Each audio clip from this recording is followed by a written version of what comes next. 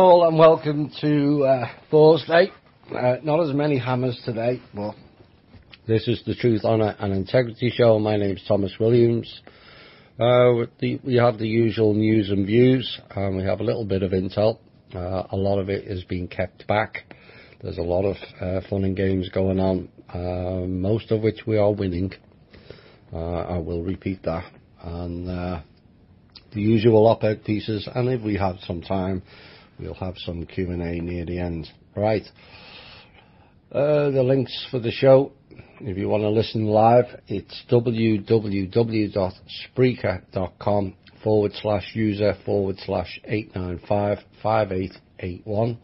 You can also listen live on the what's known as the Articles website, where we have all the archives of the old shows, including the must listen to one, and of course the recent From Russia with Love series 1 and 2. And we also have documents on there about self-empowerment. Grounding, centering and shielding is an important document all must read and all must adhere to in these times. And that's on thinkdifferent.thepeoplesclub.org.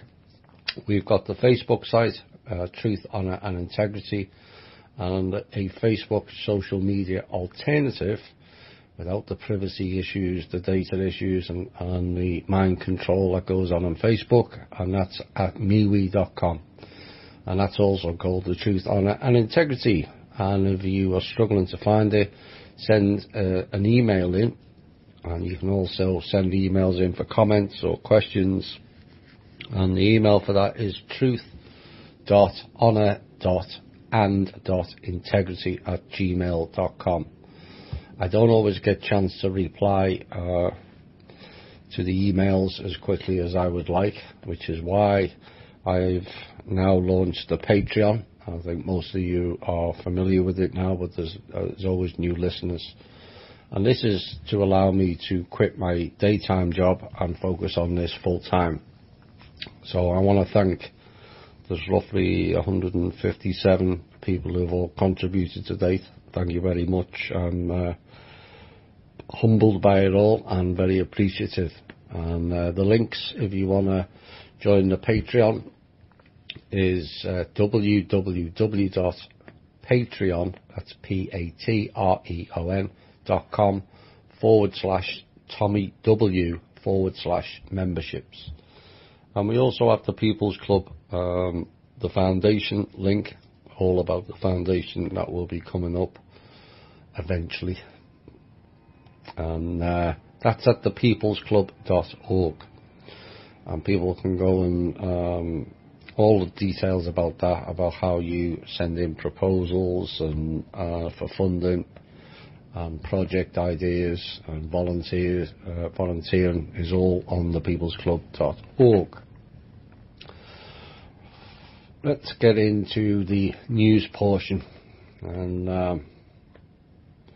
there's been no difference, and there's certainly been no let up in the news, and it's kind of difficult of which ones to pick out. And there's a couple of themes in this week's news and views from around the world, but this is a piece today, a letter by Scott Pruitt, who has resigned today. I think we'll find out the real reasons why later on. And he wrote a letter to Mr. Trump, said, "It's been an honour to serve you in the cabinet as administrator of the EPA. Truly, your confidence in me has blessed me personally and enabled me to advance my agenda beyond what anyone anticipated at the beginning of your administration. Your courage, steadfastness and resolute commitment to get results for the American people, both with regard to improved environmental outcomes as well as historical regulatory reform, is in fact occurring at unprecedented pace, and I thank you for the opportunity to serve you and the American people in helping to achieve those ends." Which is why he found it hard to advise Mr. Trump that he's stepping down effective as the administrator of the EPA effective tomorrow. So that's another politician that's gone. not the last. We're all waiting for the bigger ones, or the bigger names, shall we say. Well, this was held over from last week, but it's kind of a worrying concern, and I hope the people of France tell the government to stick it, quite frankly. But they're planning on introducing a plan to bring back national service for all 16-year-olds. And it was an idea put forward by Emmanuel Macron in his presidential campaign to promote a sense of civic duty and national unity amongst French youth. Perhaps if the politicians promoted the sense of civic duty and national unity, it may set an example. But many people, and hopefully all of them, remain unconvinced of the benefits of the programme. And the new national service will cover all 16-year-olds, girls as well as boys, and will be divided into two distinct phases. And the first phase is a mandatory 1-month placement with a focus on civic culture, which the government says will enable young people to create new relationships and develop their role in society. I thought that's what school was about. Oh well. Voluntary teaching and working with charities, no, there won't be any left, are among the options being looked at alongside traditional military preparation with the police, really, fire service or the army. The second phase is a voluntary placement of at least 3 months and up to a year, in which young people can be encouraged to serve in an area linked to defence and security. But again, they could opt out to carry out volunteer work linked to heritage, the environment or social care. Now, always to do. They're coming up with this because in all countries now, particularly the Western countries, the number of people signing up for the military is plunging rapidly. I think too many who have been in it and have come back and have warned of the dangers, and others like our shows and the many others in the alternative media warning is the military and not fighting for our benefit. We never were. And we'll find out more on that later. A new venture this time has been established by partners in crime, Amazon.com, Berkshire Hathaway Inc. and JP Morgan Chase will take aim at intermediaries in the healthcare system as part of a broad effort to reduce wasteful spending. And the venture's newly named Chief Executive Officer said the still unnamed business will initially seek to develop ways to improve care for the more than 1 million individuals who get health insurance from the 3 above firms. Really. Over time, the venture will make those innovations available freely to other companies, meaning that if it's successful, its effects could be felt more broadly among the more than 150 million people in the US who get their health insurance through work. So now 150 million can get health insurance through work when there's only 93 million working. Kind of odd, that one. There you go. And that's according to the official statistics. National US Debt Database, it's on there. Of course, last week we had the shooting in Baltimore and the newspaper. I did expect some sort of narrative would have come out about this now, which probably means that it was real, and it was probably someone with a grievance, because I think if it was staged like previous things, they would have spun it against Trump or government policy. You know, the anti-gun crew, I was surprised David Hogg didn't wheel back out again. Anyway, investigators said the guy had a long-standing grievance with the newspaper. I think we all have now. He had sued the Gazette for defamation over a 2011 column that reported on his guilty plea to criminal harassment of a former high school classmate on Facebook. Really? He lost that lawsuit in 2013, and in the harassment case he was reportedly spared jail time in order to get therapy. Police said on Friday the defendant had made threatening comments online in May 2013 against the Gazette, but the newspaper declined to pursue charges, not wishing to exacerbate the situation, according to investigators. And the woman who said she was stalked by him told Baltimore's WBAL she had warned a former police official years ago that the suspect will be your next mass shooter. He is a complete nut job, and the accused became fixated with her for no apparent reason and caused her to move 3 times, change her name and sleep with a gun. Some people just can't take no for an answer. Sad. Exodus out of the UK. Apparently there's been a surge in UK citizens acquiring the nationality of another EU country since the Brexit referendum. Well, there'll still be another one shortly, and they'll probably put it back, which will cause mayhem.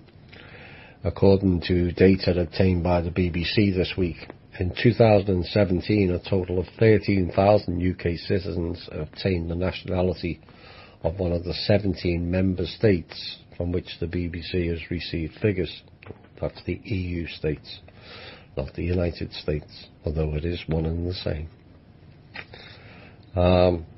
So there was 13,000 last year, and this compares with 5,025 in 2016 and only 1,800 in 2015. Now, the most frequent new nationality, which is kind of surprising, was German, which saw a huge jump from just 594 cases in 2015 up to 7,493 in 2017.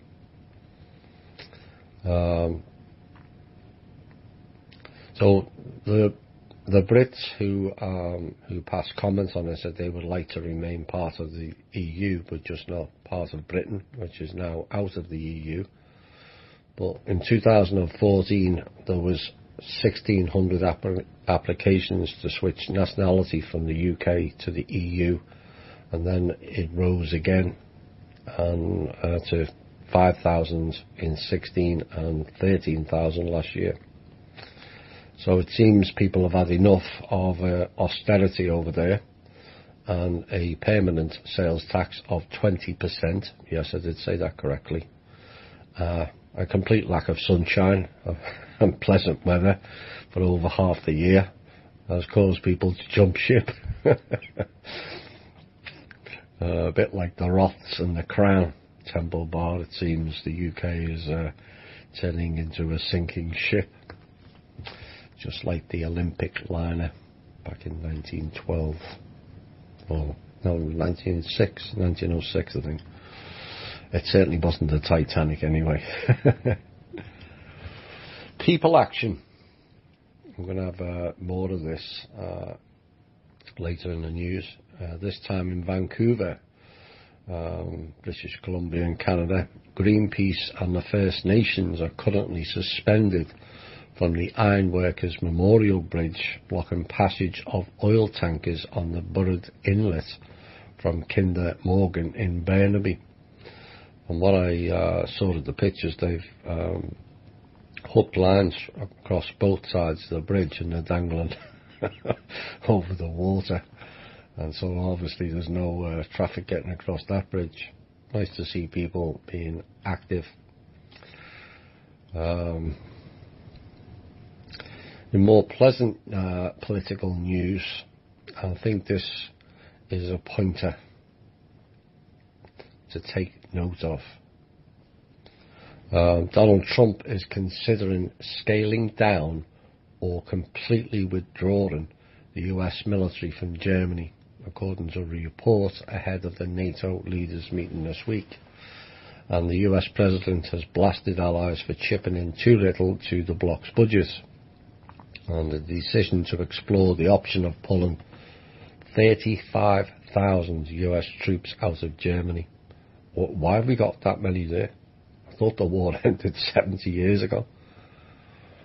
Anyway, 35,000 troops may be pulled out came after Trump floated the idea during a meeting with White House and military aides, which was citing government officials who spoke on condition of anonymity.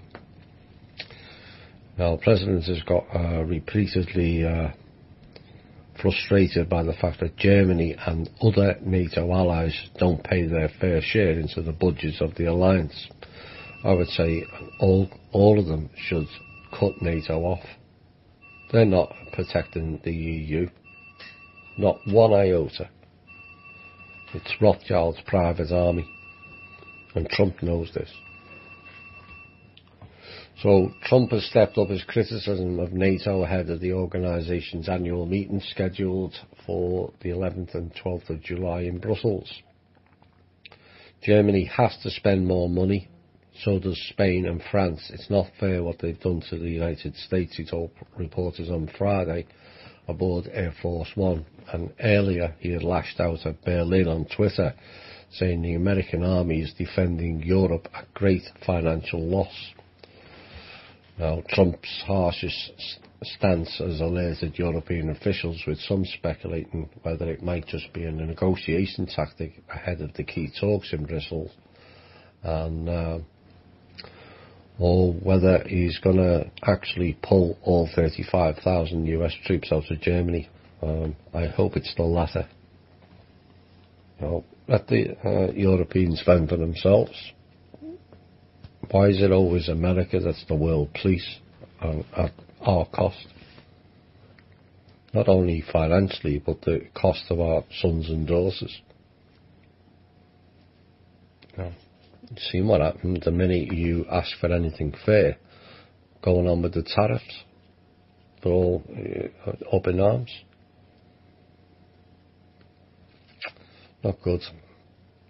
Anyway, Germany pays just 1%, which is supposed to be 2% of GDP, and it pays that very, very slowly, while America paid 4% of a much larger GDP. And Trump went on and says, does anyone believe that makes any sense? We protect Europe, which is good, but at great financial loss, and then get unfairly clobbered on trade. Change is coming, he said. Wouldn't it be fun to see all the troops coming home from the EU? I would love to see all the roughly 800 to 900 bases that are dotted all over the world all knocked down and everyone brought home. We have enough defending to and cleaning up to do in this country without protecting everybody else.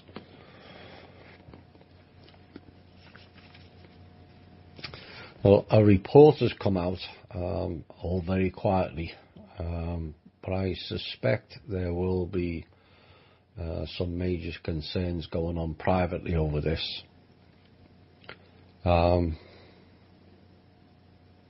The Pentagon has been exposed for quietly scrubbing troop numbers for Iraq, Afghanistan and Syria from the Defence Manpower Data Centre's website earlier this year. Now, they had repeatedly promised to improve transparency regarding troop statistics, and is under renewed scrutiny over its public information blackout. Unbelievable.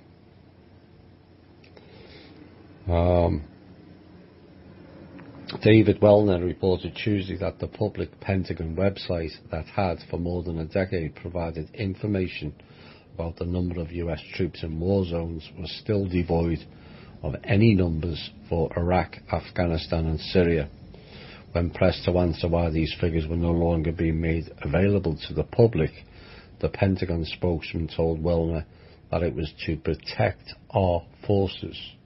Really? We have to make sure that the American people know what their forces are doing, said Army Major Adrian Galloway, but we have to protect our forces as well. And part of that is making sure that we keep a handle on what information we release to the public in general. I don't see what the problem is of saying how many members we've got in those 3 countries. See, what happens is they don't tell you the numbers. This is likely why.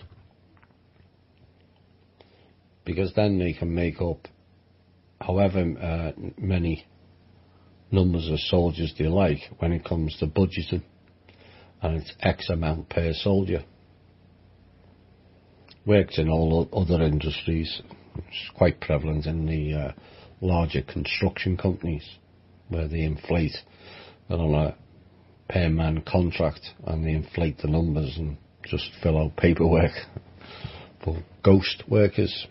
So I presume we're having issues with ghost soldiers as well.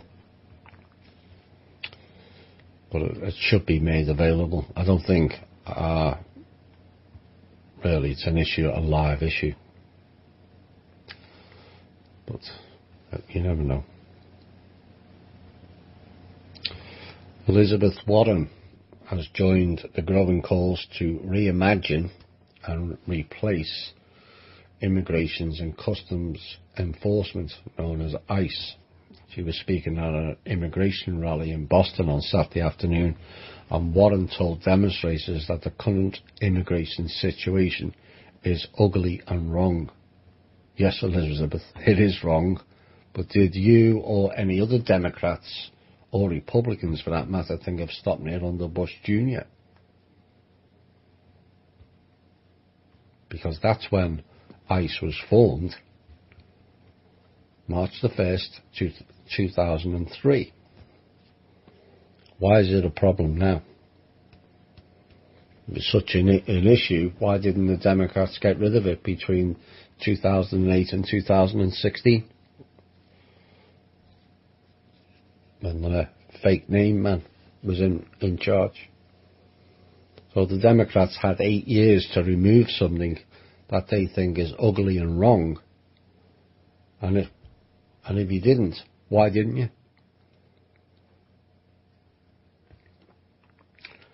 Well, perhaps I forgot. The deep state and the mainstream media didn't tell you to do it back then, did they? You know, this is complete and utter hive-minded puppet. And if you can't think for yourself, and you're only getting script writers to speak for you, then please shut your pie hole.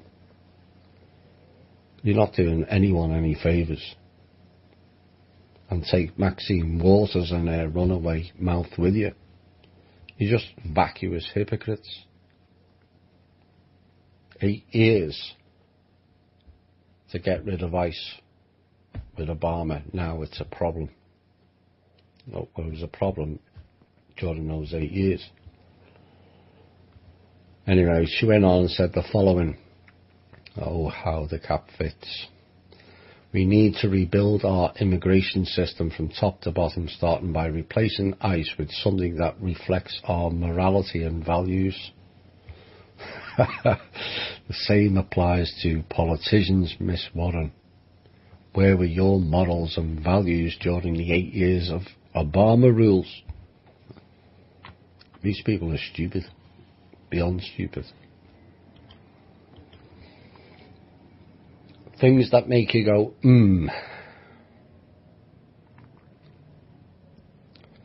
First one. The co-founder and chairman of the giant Chinese conglomerate HNA Group has died in a fall in southern France this week while touring the Provence region. Wang Jian, who was 57, had climbed on a high parapet to take photographs in the picturesque village of Bonnier when he fell, according to the police anyway. Rescue services in the region were unable to revive him, and Mr. Wang had helped turn HNA into one of the world's biggest companies with assets in aviation, tourism and finance. It has major stakes in the Deutsche Bank, cough cough, hotel chain Hilton, and skyscrapers in London, and employs more than 400,000 people worldwide. A lot of people employed, and very few have even heard of it. A bit like Serco. And the company is currently in the process of selling down some of its international assets in a bid to reduce its domestic debt built up during a rapid expansion in recent years. Make of that what you will.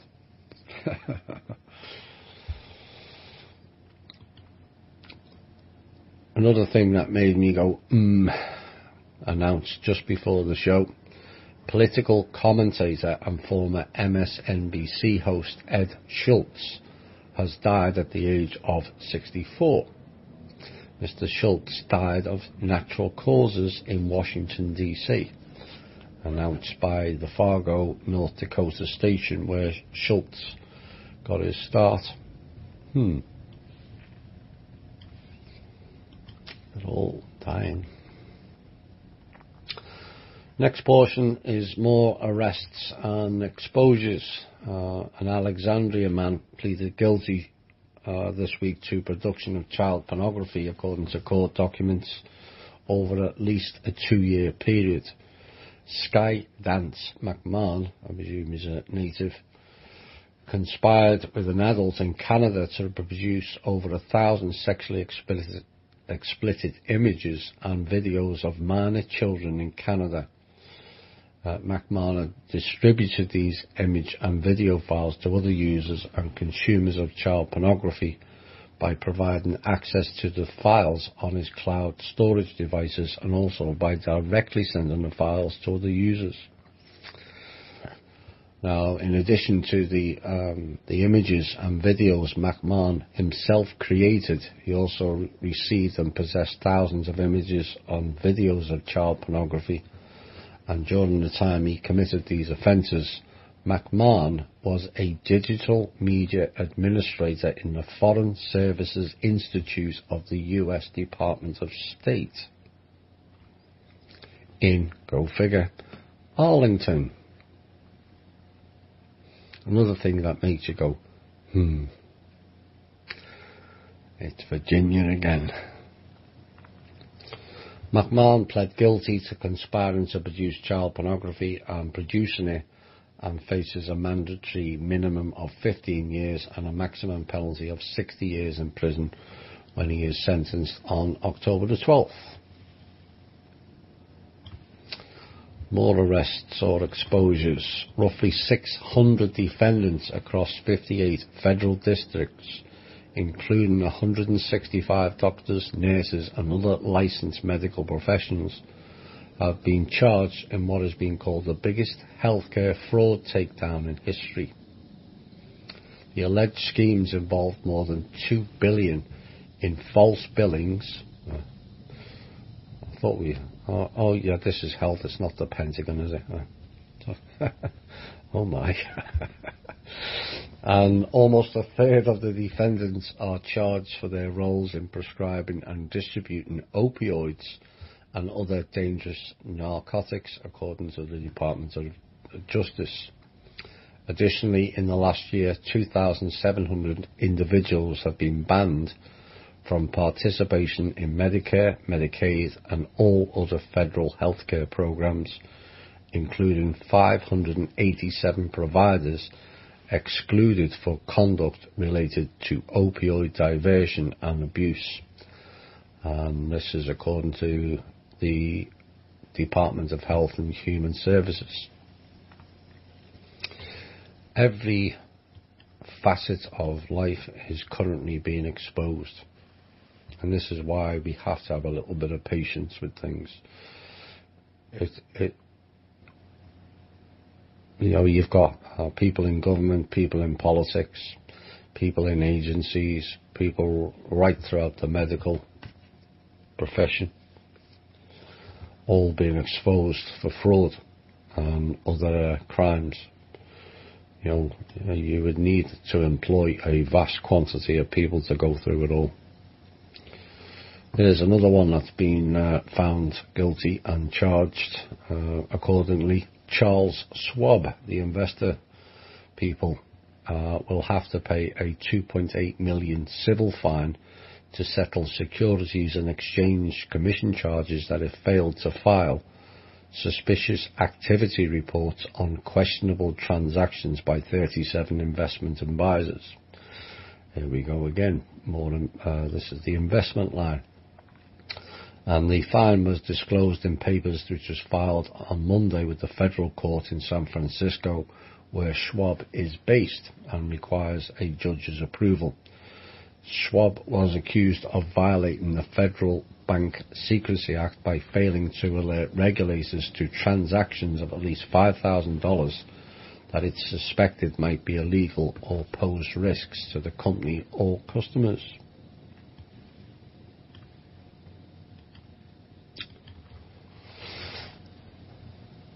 More arrests, this time in Mexico, which has an effect here, as we all know, particularly in the southwest.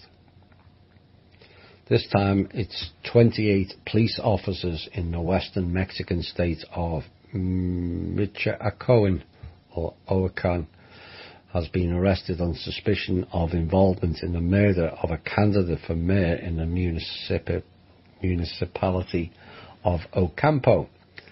And state authorities issued a statement on Sunday saying all members of Ocampo's municipal police department had been taken in for questioning by the police's internal affairs department. And the probe focused on potential violations of the police code of conduct.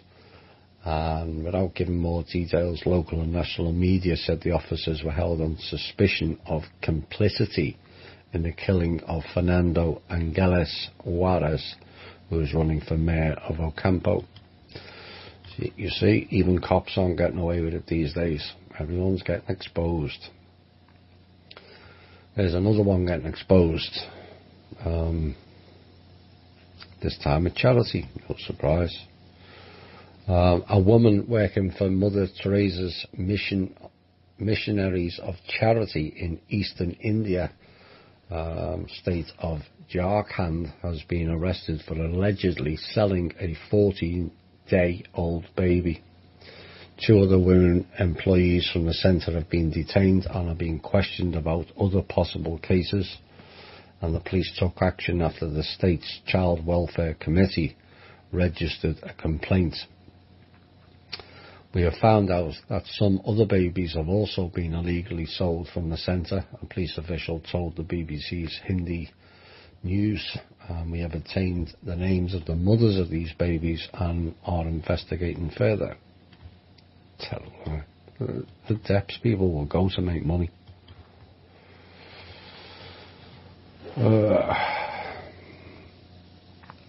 Back to the media. Brian Ross, the veteran of ABC News, investigative correspondent who embarrassed the network late last year with an on-air report suggesting former National Security Advisor Michael Flynn had been told by President Donald Trump to make contact with Russian officials during the 2016 campaign. He is now leaving the network. Oops. Also going with him is Rhonda Schwartz, who served as the chief investigative producer for Ross's team. So the media are firing people as well. And the last big one on the firings, Malaysia's former Prime Minister Najib Razak has been charged in court on 4 counts of corruption. Often used word, it's not the correct thing, but I warned you all many months ago. You'll see a lot of court documents citing fraud and corruption when it really means there's a lot more to it that's not being made available to the public. Now, the former Prime Minister, it's quite a stunning fall from grace for the leader, who was accused of extensive misappropriation of state funds, which he founded. And Mr. Najib pleaded not guilty to all accounts, each of which carries a potential prison sentence of up to 20 years. He was accused of abusing the position of Prime Minister for self-gratification, and he could also be handed a fine of up to $40 million. And the charges come amid a lengthy and ongoing criminal probe and relate to a suspicious transaction involving SRC International and a former unit of One Malaysia Development Board, and also Mr. Najib's personal account. Only for time. Okay.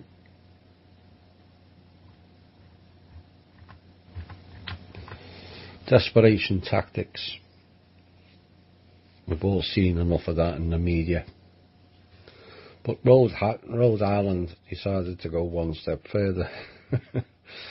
And the state senate passed a bill this week that would keep candidates off the presidential ballot in their state if they don't release 5 years' worth of tax returns.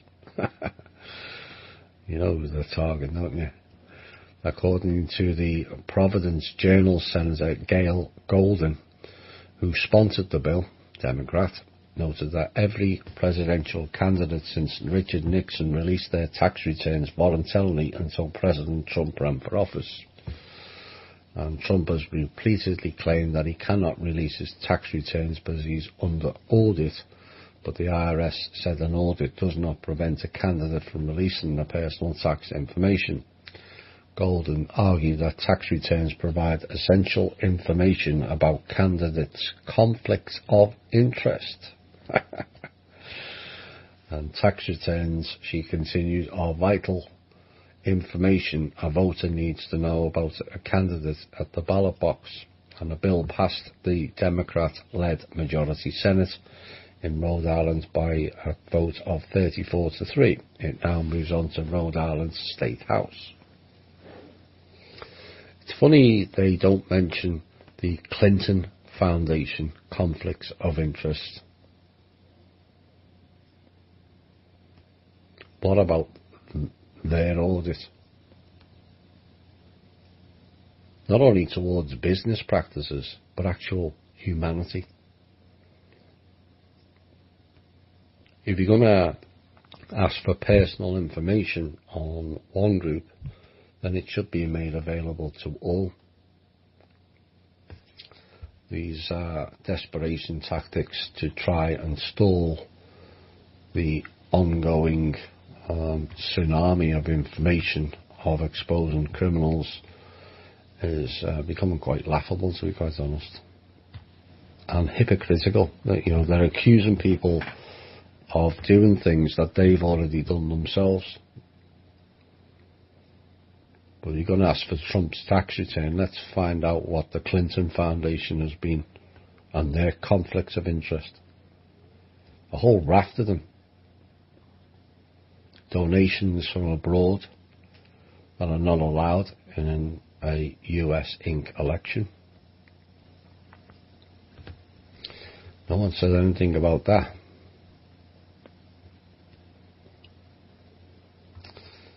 There's another example of it. The resistance movement, as it's now called, against President Donald Trump is less than a year and a half old, and so are some of its newest members. And Walmart this week was promoting its new baby clothes, with a retail giant is selling Impeach 45 and Impeach Trump baby and adult apparel for opponents of the controversial 45th President of the United States. But Walmart's resistance appeal has met, for lack of a better term, resistance of its own from all accounts.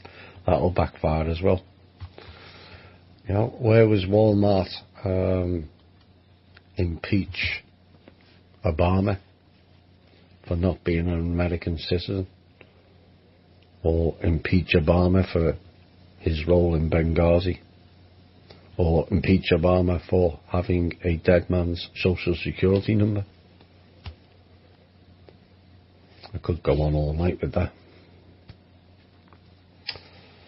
Of course, mass rallies were held across the country on Saturday that didn't bring about the so-called major riots that the portal people all proffered up. And protesters called for an end to Donald Trump's zero-tolerance immigration policy that has left children separated from their parents at the border. And the largest of the rallies took place in the district, with thousands marching at Lafayette Square directly across from the White House.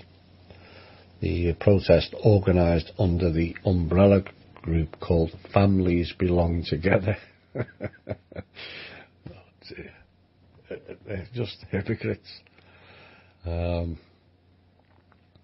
was more than 600 marches that drew, according to them, hundreds of thousands of people nationwide. It didn't appear to be hundreds of thousands from what I was seeing. From immigrant-friendly cities like Los Angeles and New York to conservative Appalachia and Wyoming. Although many participating in the marches are seasoned anti-Trump demonstrators, others are new to immigration activism, including parents who say they feel compelled to show up after heart-wrenching accounts of children being forcibly taken from their families as they cross the border illegally. Really? Tyler Hilton, a spokesman for the US Department of Homeland Security, welcomed interest in the immigration system and said only Congress has the power to change the law. We appreciate that these individuals have expressed an interest in and a concern with the critical issue of securing our nation's borders and enforcing our immigration laws.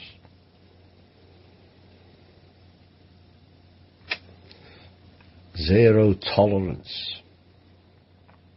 One wonders when our zero tolerance patience snaps with these hive-minded synths. Yeah. The media tells them this is awful. Children are being separated, which is for a very valid reason. And well, most of them are not being separated from parents either. Of course, the portal people won't tell you that.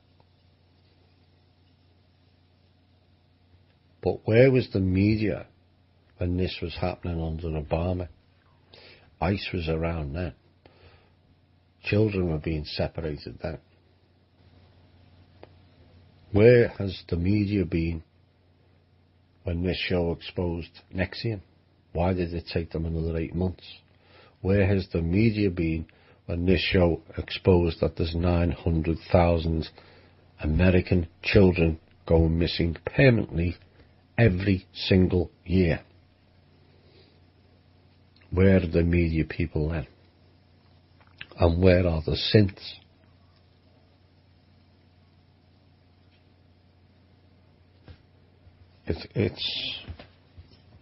It's beyond shocking, really.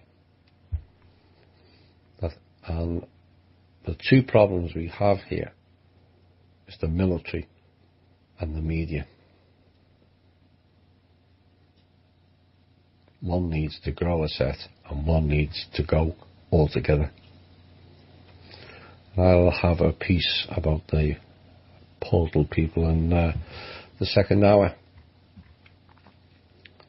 But what has been launched, people have been hearing about it, called hashtag walk away, which has now become rather common. So I thought we'd have a song. Hi all and welcome back. Not quite the second hour, but nearly. The intel. We've had some fairly heavy hammers, and that's kind of dazed and confuse the cabal on many fronts. There will be more coming up soon.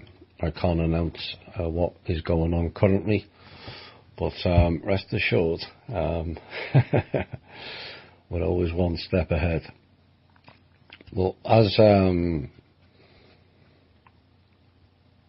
reported last week, there was another attempt on Kim and her daughter and the team this week on Monday.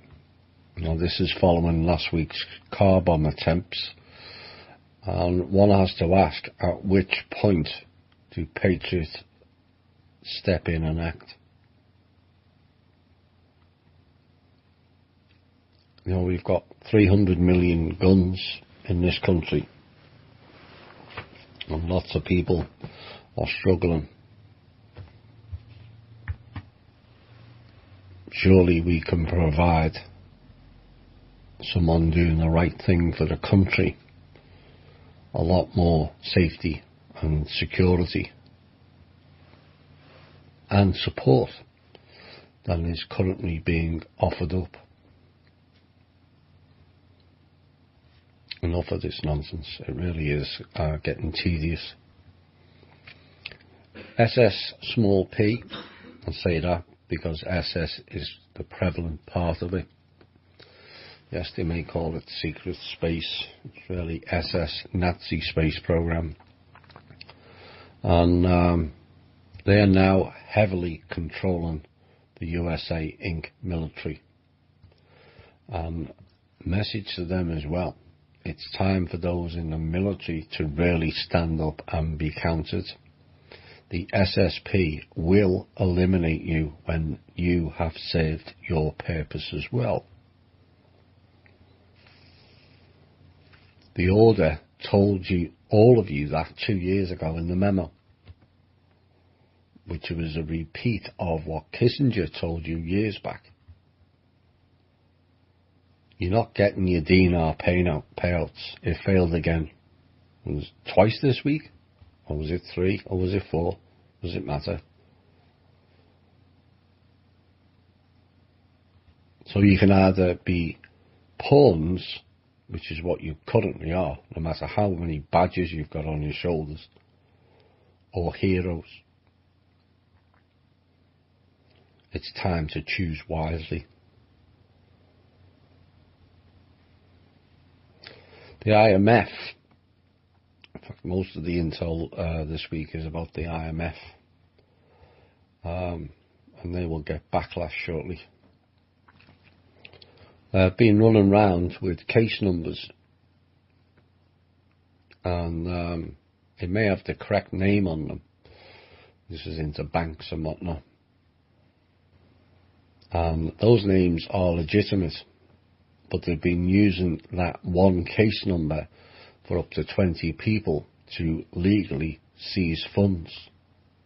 This is desperation.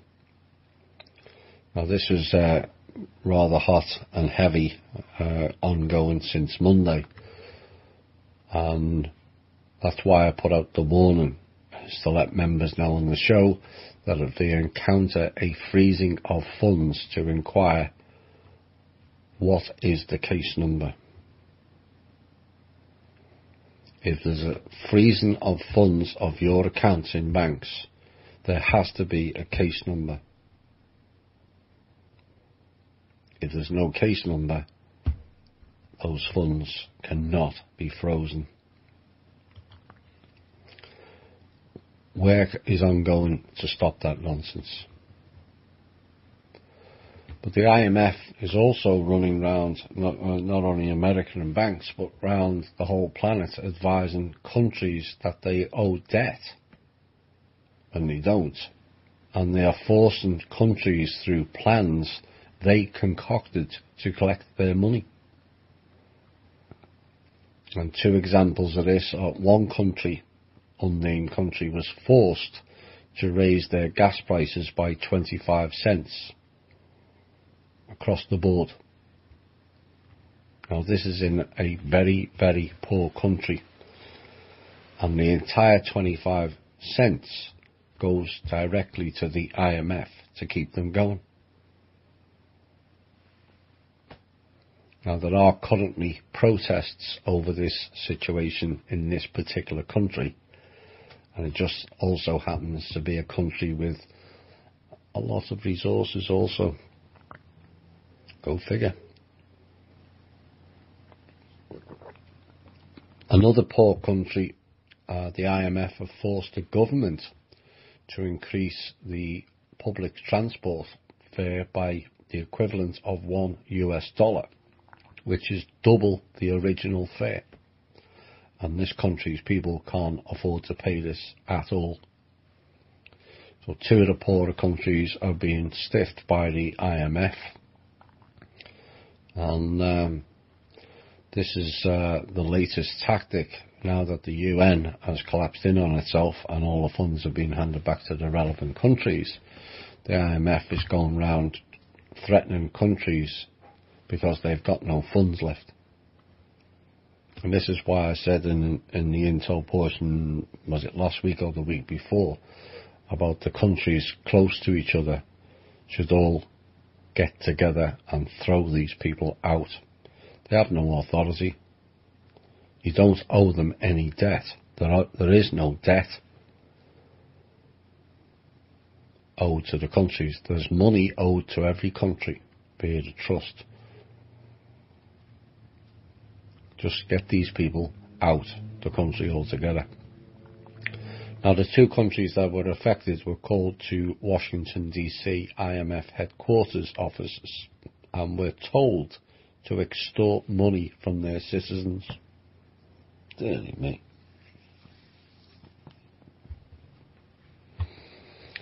Now, the IMF have now realised that Kim and the trust can hold on to all the liens, which is the pledges they made to the trust, for the next 10 years.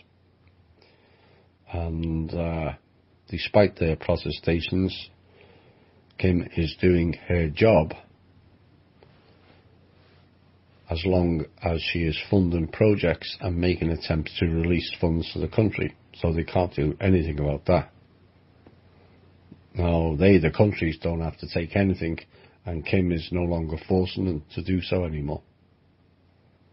But the IMF, the messages that came out of the IMF meetings is they're shocked at how little they have left. They'll be even more shocked sooner rather than later.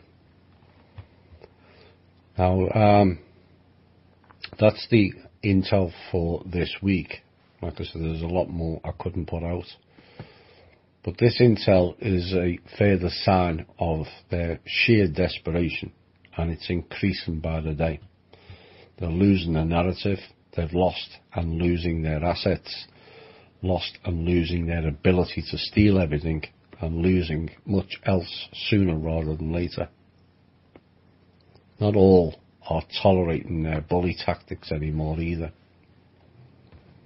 Now, their meetings this week, which we had ears on, smacked of further desperation and talks of how to stem the tide. Newsflash for you, you won't. You just won't. Your time and timeline is up. Now, part of the discussions that took place at the IMF and other meetings is that desperate they're planning a fake alien invasion again. Also clowns. You know, too many know about all that bullshit. And quite frankly, if you do that, you'll get laughed at.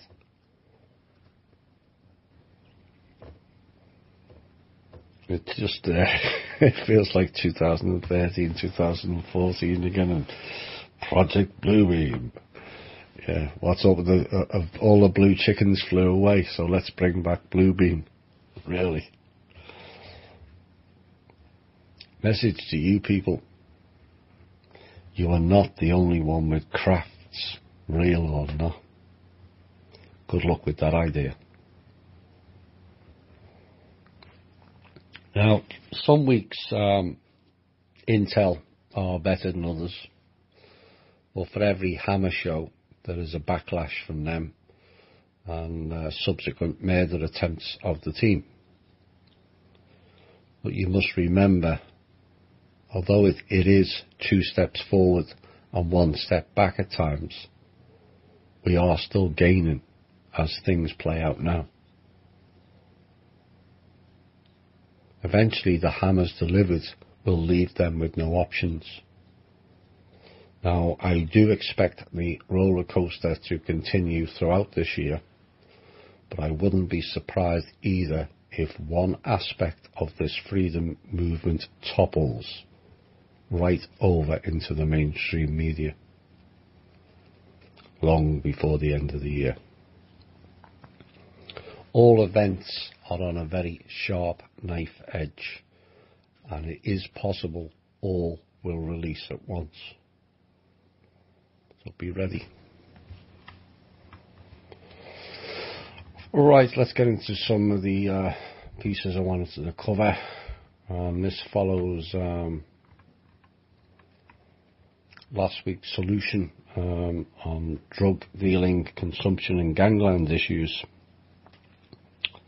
Well, I wanted to come to another issue that's blighted our communities in many ways, and most of it hidden in deep dark alleyways and dark street corners and public parks and toilets and seedy areas of downtown places.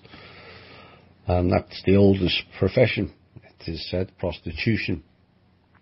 Now, there are multiple aspects to this, be it financial, health, criminal, slavery, and also needs or desires come into it. Now, far be it for us to choose what people decide to do with their bodies, and there can be a range of reasons why people sell their bodies for money and sometimes for a drug addiction. Often the two go together. But how can we correct it in a way that it will benefit the all? So, have we created a society whereby people feel their only solution to getting by in life is prostitution? Because if we have, that is a sad reflection of a failed society. If people are forced to sell their body just to get by, that's just wrong. But it can all be easily changed and resolved with a change of mindset. Now, the health aspects are obviously a major concern surrounding it for those who pay for and also those who supply the service. And this is the most important aspect that needs way more close viewing than it has done in the past. The criminal and slavery elements are those who think they own other people. Nobody owns anybody. And in reality, these people are no better than the cabal, putting other people at risk, health and violence-wise, just for their own gain, known as pimping. And quite frankly, I find it disgusting. Who made these people think they could be in charge of somebody else's bodies and actions? In essence, these people are energy vampires, and these people need to be shut down. They're the issue. Not only are women, and men for that matter, because that's increasing, being forced to take a sexual route just to put food on the table, but then you have knuckle draggers coming in and taking their cut as well. Now, the last portion of the issue surrounding prostitution is there is obviously a need and desire for it. It happens in every town, city and village. So if there's a need for it and the public want it, then this practice should continue. Many like to participate for a variety of reasons, largely to do with rejection in many aspects, rejected by other people, rejected in their own partnerships, or rejection in life itself. There could be 1,000,001 reasons why people choose to go with prostitutes. Let's not forget that all people have desires, and sex in most forms can be a pleasurable act. Sometimes a release valve from the pressures of life. Sometimes it can be to keep marriages or partners alive rather than break it up. Some partners have issues, sexual issues, and so the other partner misses out. That keeps those people together. Then they can actually save marriages rather than end them. It all depends on the two individuals themselves. But if one partner suddenly decides they no longer wish to participate in the act or fulfill certain fantasies of the other partner, then sometimes people will seek out these actions for their own pleasure. Now, many people choose to satisfy their needs via pornography, and for many that is enough, but others seek the thrill of doing something live and secretive. It's all each to their own, as we say. So how can we make it all safer for all involved? Well, Amsterdam in Holland has already done so for many years, and they have some of the lowest sex crimes rates globally. So it does work. But one of the first things we have to take away is the stigma of prostitution. As clearly throughout history it is a given, there is a need and a desire for this profession. It is a service, whichever way you look at it. It doesn't have to be harmful, dangerous, seedy, and something people frown upon. If people choose to participate in a safe environment for both parties, then it should be encouraged, not frowned upon. The act itself is something that most people enjoy. But it was only the insidious programming of the mainly Roman Catholic Church that denigrated the act as something sinful or seedy.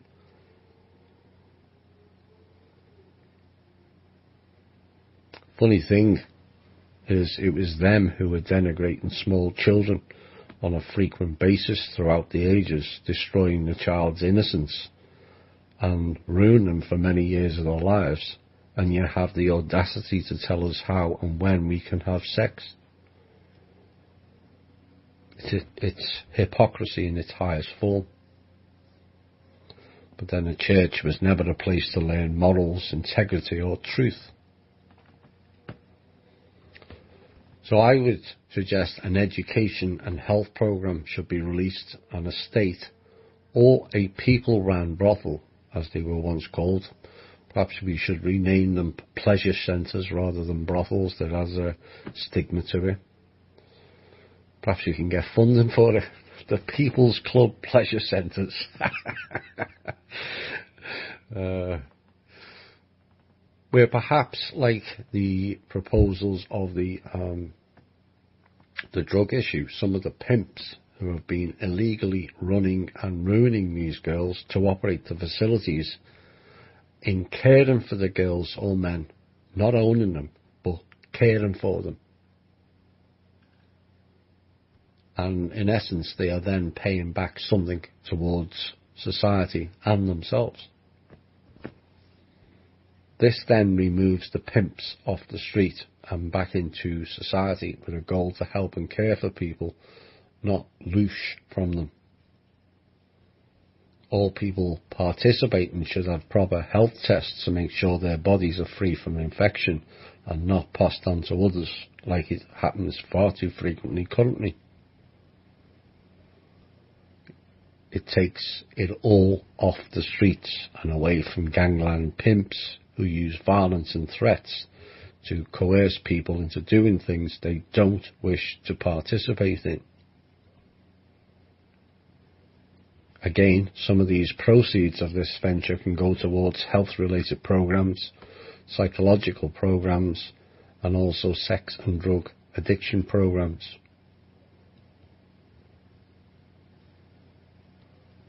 The idea is that everyone participating, having fun in a safe environment without the threats of violence, sexual disease, and people pimping them. What can be wrong with that? It then comes down to personal choice, rather than being forced to do so.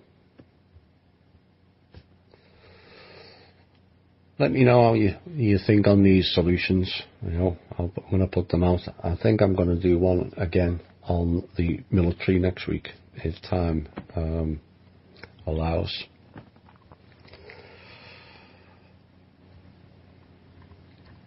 I thought it was time, because there's a lot going on, to go over the alternative media.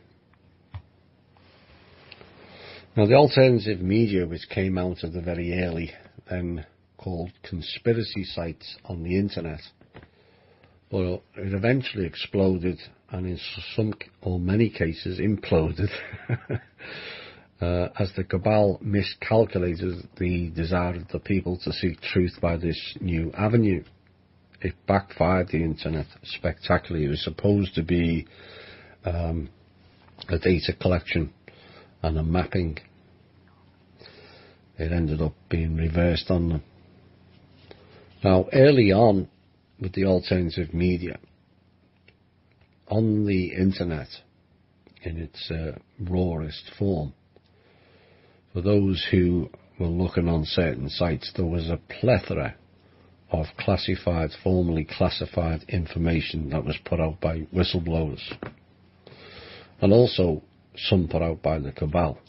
Now, the whistleblowers was to finally release the stuff they knew onto a waiting public, instead of the previous tactic of wrapping it all up into fictional novels.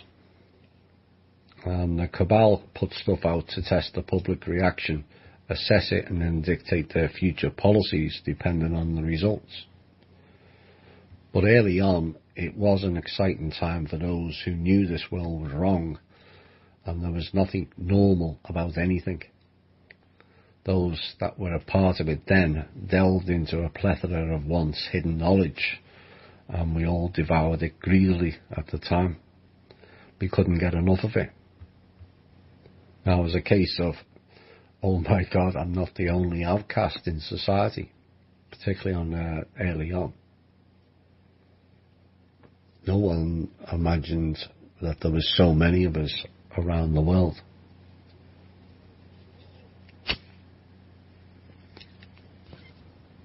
So it was a big boost for people like myself, who've gone through most of life realising everything we've been taught, or most of what we've been taught or told, is a complete and utter lie. And to find that there were initially thousands of other people like me, and then millions of us, all thinking something is badly wrong here, was a big boost in the late 90s and early 2000s. Now, what happened next is the cabal panicked and installed stooges, many to misdirect and some to add to the mix, called COINTELPRO, of which Alex Jones is a classic example of that. But around 2008, 2009, things started to change.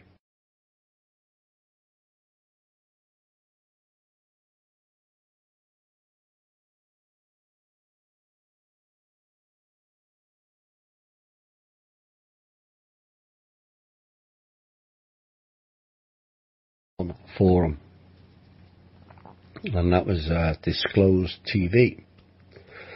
And I, being the observer I am, I recognised all the Israeli agents and I exposed them all on there. And, and I was teaching some of the other forum members how to spot them. Suddenly the whole site closed down, and they said they would launch Disclose 2, and it's coming soon, and everyone will be added back in, except I wasn't. I knew I wouldn't. And so then I went back to researching again, and then the real big change happened. I attended my one and only conference, and everything after that conference changed badly. That was the Awaken Aware in Irvine, California, September 2011. All the main characters that appeared there all started changing narrative and appearance. And then what we saw on the internet was a rise of X this and X that, be it CIA, FBI, white hats. And in came former politicians, Simon Parkes, and Stephen Greer began to run the show. Again, another ex-CIA agent, who was also close friends of the Clintons. Go figure. Project Camelot broke up, and Wilcock, along with initially Drake, Fulford and another CIA asset, Keenan, who was then followed by another ex-CIA asset, Robert David Steele, began to control the narrative on many of the topics that we had discussed on the internet.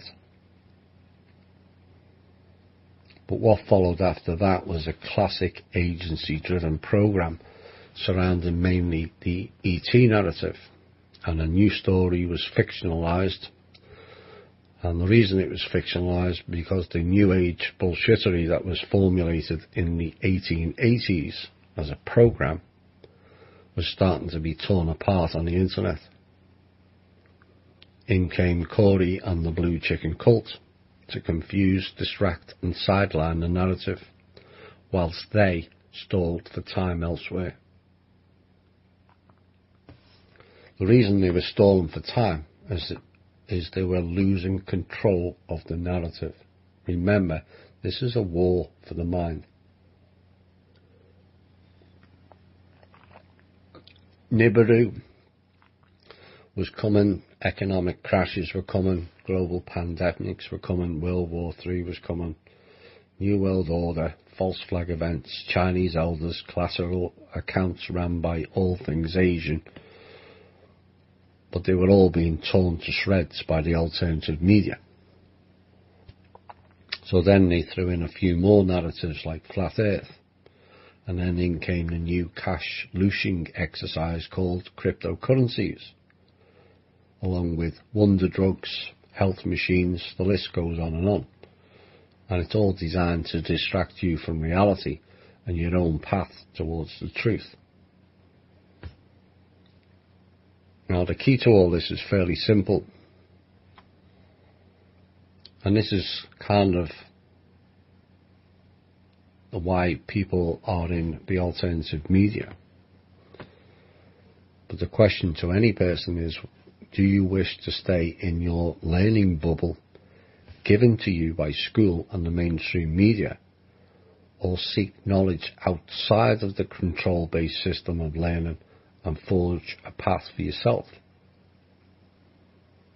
This is the essence of the alternative media. Their truth or our truth. Now, the path has and is still difficult to walk upon, but I think shows like this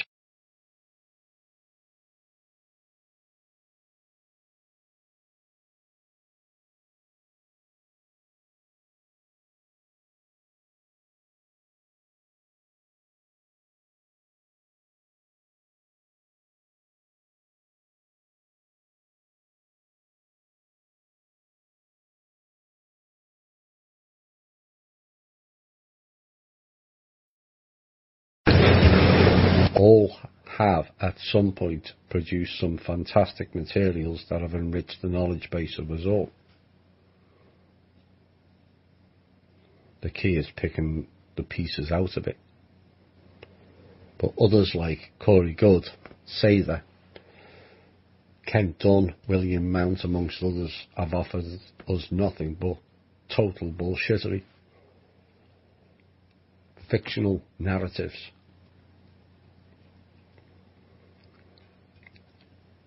I think now we have a real base of an alternative media again.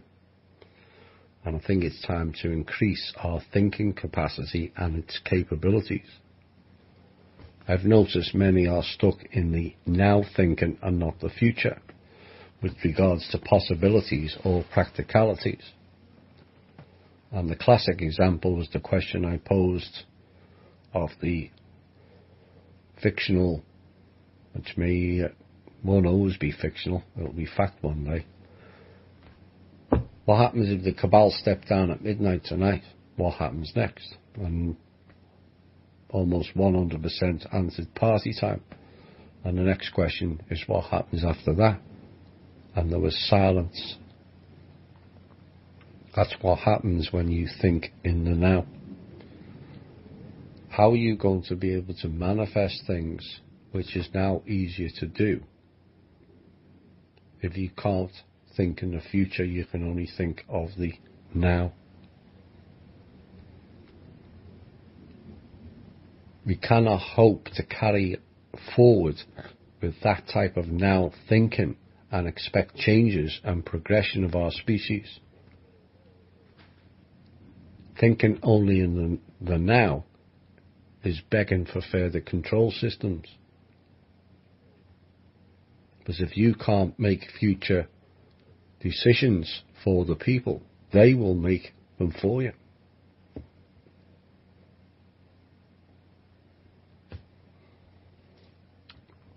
The same happened when I asked the question of what happens if someone taps you on the shoulder and you turn round and there's a 9-foot talking lizard that says hi.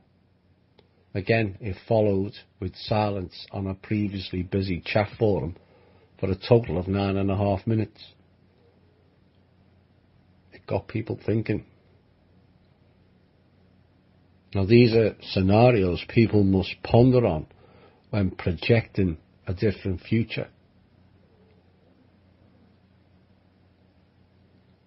And the reason for the silence is people have forgotten to think for themselves.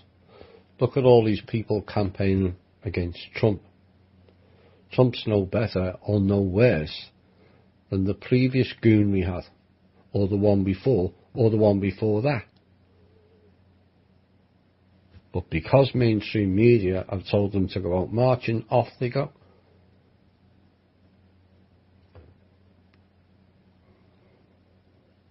We have to be better than that. We have to think on our feet.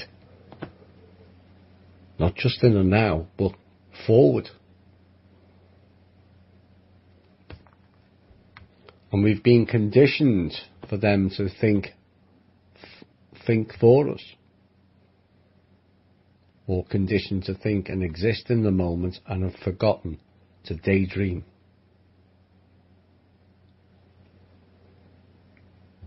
That conditioning box has to be broken down by all of us if we are going to make genuine progress. You have to envision a new way. How can we change this? How can we implement that? If this scenario happens, how would I react to it? You can't wait till the event, because you'll end up like a blubbering mess like most of the sleepers are. And when I say event, there's not a one-off event. There'll be many.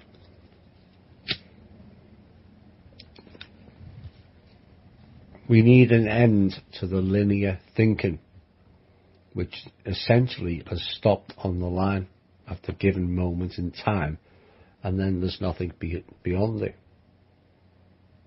and onto lateral thinking, awareness, and open up to all possibilities, where genuine progress is only limited by your own lack of imagination.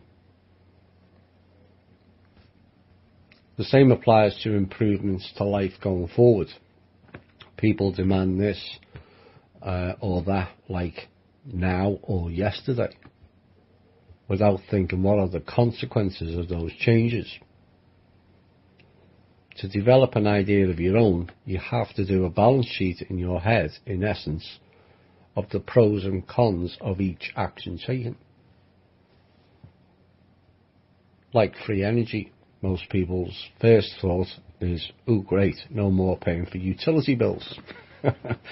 Come on, be honest, I know it is. And that's fine. But what are the consequences? And that's when most people will go silent. They haven't thought of that. It's always the short term or the now benefit. But that way of thinking has to change for us all. Now the consequences are, who gets to have the free energy machines first? Is it a country? Is it a continent? A particular state? Is it homes, businesses, hospitals, government service? Who goes first? Who will lose their old paradigm jobs? Will some of these jobs be transferable, and if so, how many? And for how long? What will be the impact on society? Will it be the same system as now, as those who can afford the free energy machines will have it before the masses who may not be in a position to afford it now, or even in the near future, depending on the cost of them?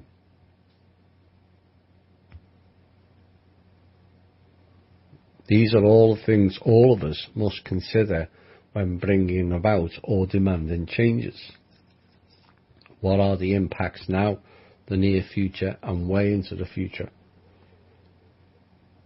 Be it for the people and also for the planet. I think most people in America would vote to shut down the IRS. But you tell that to the people who work there. Plus all the tens of thousands of accountants that would lose their jobs and businesses overnight. You think they'd be happy?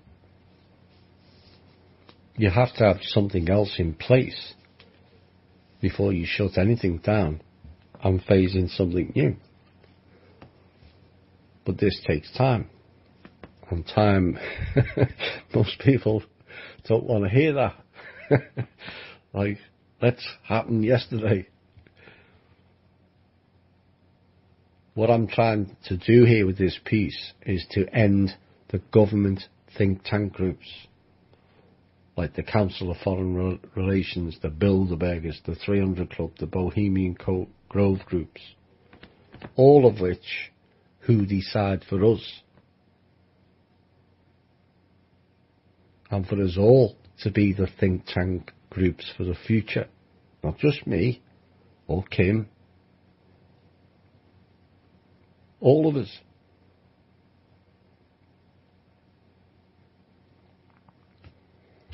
Some people often complain, I don't get any say in matters, which is partially correct. But did you put forward your solutions if you had any to begin with? With no input from us, it left them to decide for us how to run the world.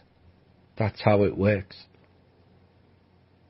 And we all know that hasn't worked out too well for any of us, has it? So to change that, we have to have an input from us all. And we tell them, you're not deciding for us. We're going to decide for ourselves.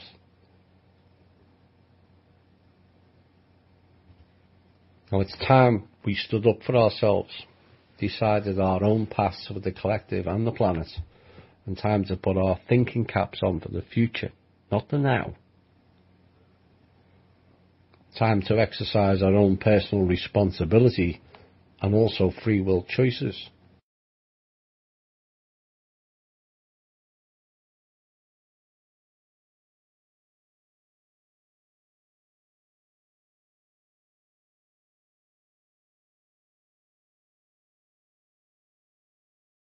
Else to fix it for us or create ideas for your approval. We have to co-create ideas, ideologies, actions accordingly. Then the real change unfolds not outside of us, but within. The wars, control systems, beliefs, gods, values were all external. That was the illusion. We, in part, all created that illusion. The whole of the war and everything else contained was always internal. External is 3D. Internal is whatever D level your imagination runs to. Remember that. The future will have no second prize. We thrive and prosper or wither and die as a failed experiment. It's up to us all to contribute to our own futures. And these next two songs will point that out. There ain't no second prize, and we are the last in line. Hi all, and welcome back. Ain't no second choice, and we're the last in line, and we are the last in line. Previous shows have mentioned that, the Humanity Show, back in June 2015, and portions of the Humanity Unplugged shows as well. And I think we're going to make it. But we have to start thinking in a better way, and that's why I highlighted in that piece, 3D thinking is going backwards, in essence. It's allowing you to stick in the now. And only your own imagination, or lack of it, is preventing you stepping forward. And one of the comments in the MeWe is part of the problem. And comment was, I think it would be great when we can use our manifest abilities. We already can. Just don't expect everyone to win the lottery. That in essence is service to self, without fear of retaliation. There's that 4-letter word again, fear. Fear, funny enough, is also a future word. You have a fear of something, it means it hasn't taken place yet. So why don't you eliminate the fear and the future event? Isn't that manifesting? Think about it. Right, let's get on to some more things. Post that was put up, I just pulled a small section out of it. But the public was stunned recently by the words of Professor John Schellnhuber. It's those Germanic names again. I know we're going to get a couple of minor complaints over that. You keep mentioning the Germans. Well, they keep cropping up in prominent positions and talking crap out of their assholes. And this one in particular was one of the speakers for the Vatican. So he must have been one of the Nazis that was left over from the Ratzinger reign. Now, last month, he said that the Earth was overpopulated by around 6 billion people, according to him, and he's in favour of bringing in a new world order. And he has been chosen as a speaker for the Vatican and released a document about, go figure, climate change. Yeah, there is a change of climate. It's going from your new world order to failed world order. That's a change of climate. And in the past he's been criticised for having views that are radical on the devolution in changes to the climate, forgetting that it's all his buddies that have created to some of the climate change via weather modification, via excessive drilling for oil and other minerals, when we already have plenty of it, or excessive culling of the forests all around the world.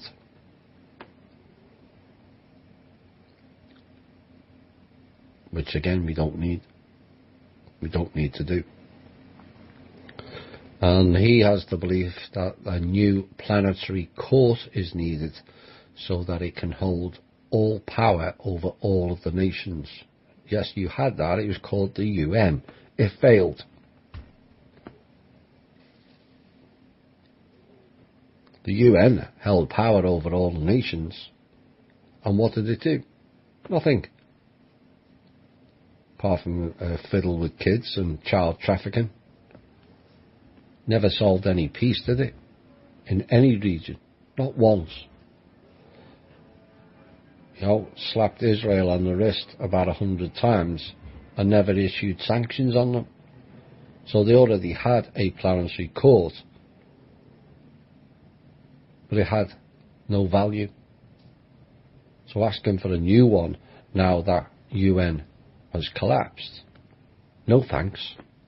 We'll create our own.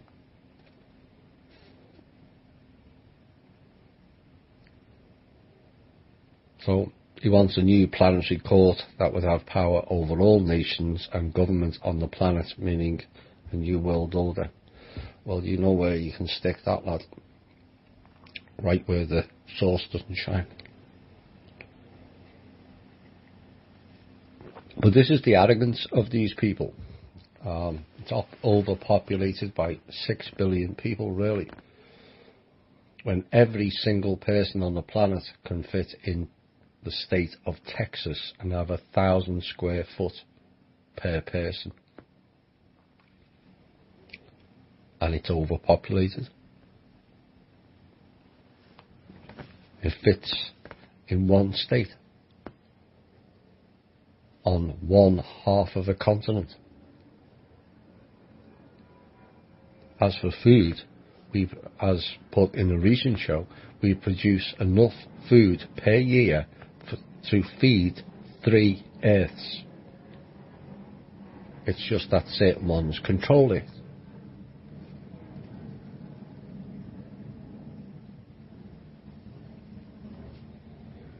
So, perhaps, given there's a reduction in overpopulation, perhaps we need to get rid of him and his family, and Rothschilds, and oil companies, and CEOs of banks, and Council of Foreign Relations, and the 300 Club, and the Bohemian Club, since they all failed to address the issue.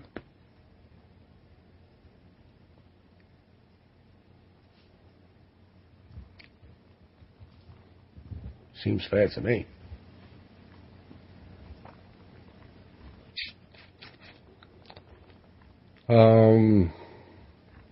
We go next. Let's cover this. Things that shock me is it keeps coming up over and over and over again. Fake names everywhere. Now, how and why is that allowed? Why do people do that? And why is it so prevalent? The latest one to be outed publicly is Mark Zuckerberg. He with the silent F at the front. His real name's Greenberg. Go figure.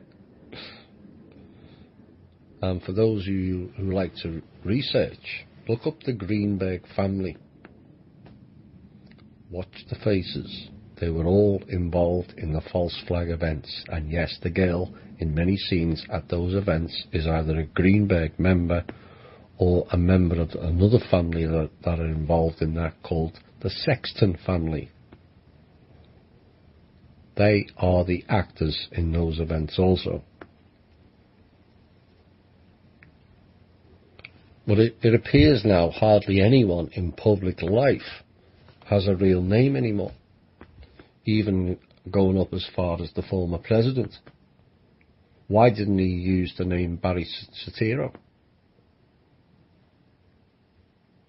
Why were nearly all the stars of the movies in the 40s through the 60s predominantly Jewish origin, and yet for a religious group who are so proud of their own culture, and yet they all changed their names?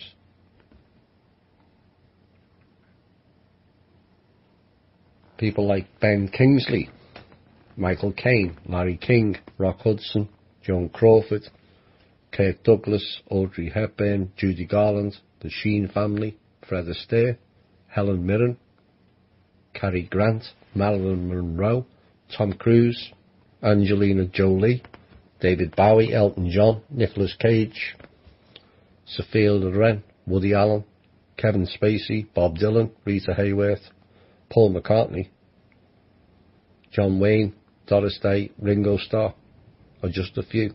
All of these people are idolised for their stage names, and only a few know their real names. Why would people seeking to make a name for themselves and wanting to be important and famous then proceed to change their names? So in essence, the person seeking importance or fame loses their identity. Strange concept and thought pattern for me, that. Well, how far back does this go? Well, the being known as Jesus cannot not have been the original name either, as the letter J didn't come into existence until the 14th century. So that means Job, John the Baptist, Jehovah, Judas are all fake as well. Again, people that are cast forward of high importance all doing a name change. Why is it? Alternative media is not short either. It's also heavily distorted by changed names. Cassidy, Corey Good, Michael Tsarian, Jordan Maxwell, Henry Deacon. In fact, most who appeared on Project Camelot in the early days, all of them have stage names. Sasha Stone of ITNJ is another one with a fake name. Why? Real name is Simon Jean-Paul Sasha Adams. Sean Stone, who's the son of Oliver Stone, their real name is Silverstein. You know, this is absolutely rampant, and one wonders how they set up bank accounts or social security cards. Are they allowed to put their stage names on them? And if so, how? What system allows for it, and what is the precedent? Why do so many of the stage name people have mainly Jewish or German backgrounds? Like George Soros, his real name is George Schwartz. Winston Shrout is the English version of Schroeder or Schroeter. Again, German. Even the royals are on it. Meghan Markle's birth name is Rachel. Her husband also, his real name is Henry, not Harry.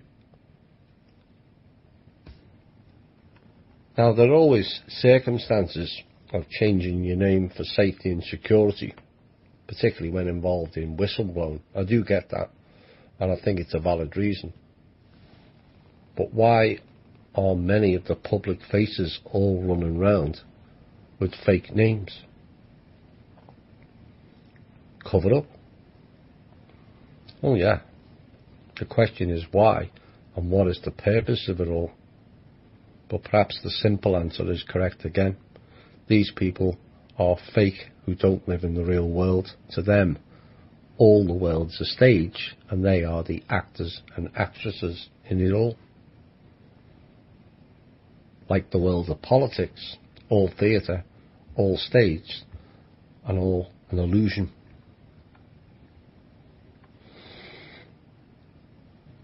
It's absolutely staggering when you go through the names of the so-called famous people, and very few have got their own name. I just don't get it.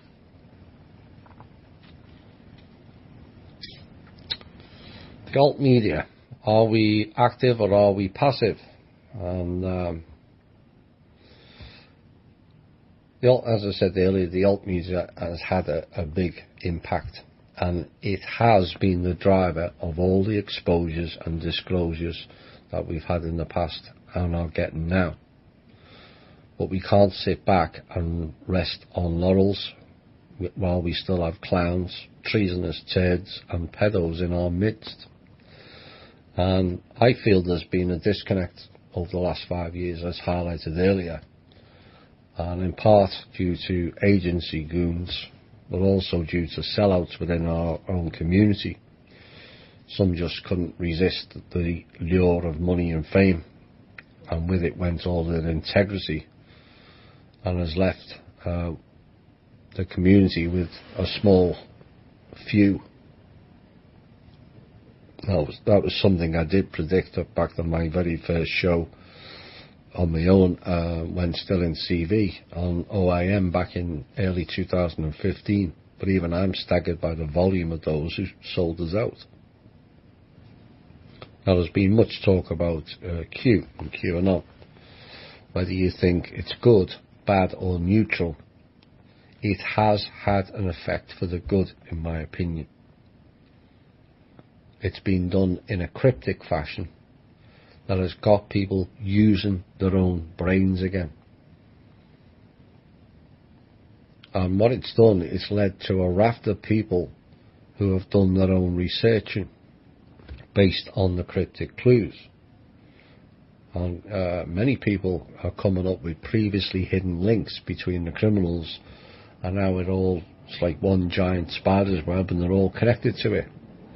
So from that aspect, to me, it's been of much use. Now, whoever it turns out to be, whether they're good or not, or just agencies, or whether it's Millennia, or Trump himself, or John Kennedy from the 1999 plane crash, or some other, Q has had an impact. He's got people thinking, he or she.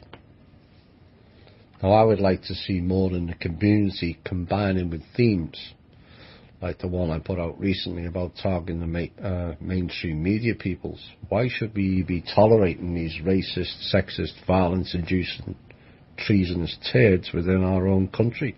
Never mind communities. The reality is all of us are activists. So do we be active or are we passive activists? And a coordinated alt media campaign against the mainstream media and their fake newsreaders, I call portal people, will have a massive effect and tip them over at this point. They're another event in many aspects that's right on a knife edge. So many are turning against them. We could tip it over the edge. They need to be shut down. They need to be made uncomfortable in their communities by letting them know how ashamed we are by their actions. As always, it does not require violence or even a load of foul-mouthed rants, although the latter may be more difficult. But a reminder to them, We know who you are. We know you lie through your fake white teeth, and we know you are paid blood money. That's essentially what they're doing. They're paid in blood money because people are dying because of their bullshittery on the TV. And the people need to let them know we will no longer tolerate it. Now, the same can apply to certain companies for a variety of reasons. Look at how the public ran Monsanto out of town. Yes, some may argue they've been taken over by Bayer. No, they didn't. They just got devoured. And the money for that was taken because it was illicit trading. But we could also do that to the same 5 rogue banks in America, or the UK for that matter, or a mass boycott of the Red Hen. Put them out of business for deciding that someone working for the president should not be served. Really?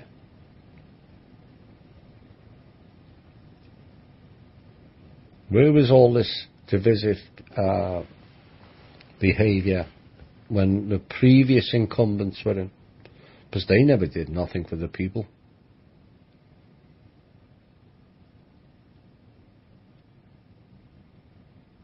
So that business, the Red Hen, we could make them not be able to serve anybody again.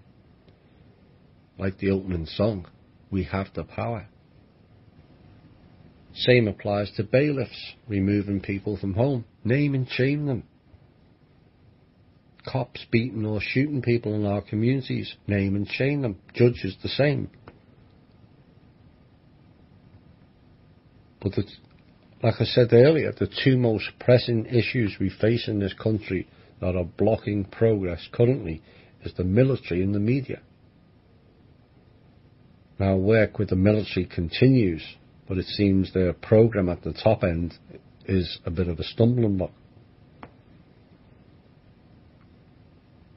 But perhaps a shock of reducing their funding to 0 in September might give them a rethink. After all, according to the Rothschildians and the Jesuits, and now the SSP, they all own the USA Inc. military. Okay, fine. Then get the Rothschilds, the Jesuits, or the SSP to pay for it. Because I don't see why American people should be paying for something apparently we don't own, or get any shred of benefit from. Get them to pay for it.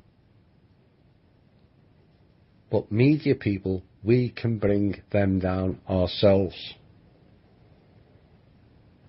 With a movement called #EndThePortalPeople. You know, they thrive off our energy.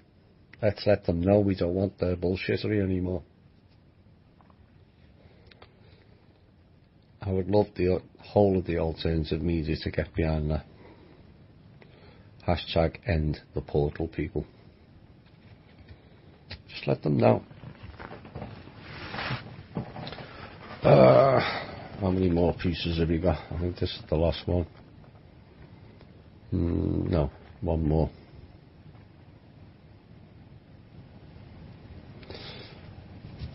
Some things that come up,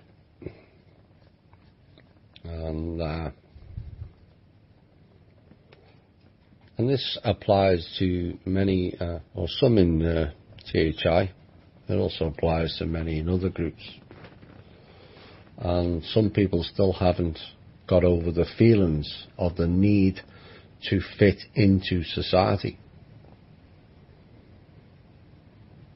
That draw, they don't fit in. But my question is, who decided we had to fit in with society? Why don't they decide to fit in with us? Why have we got to fit in with them?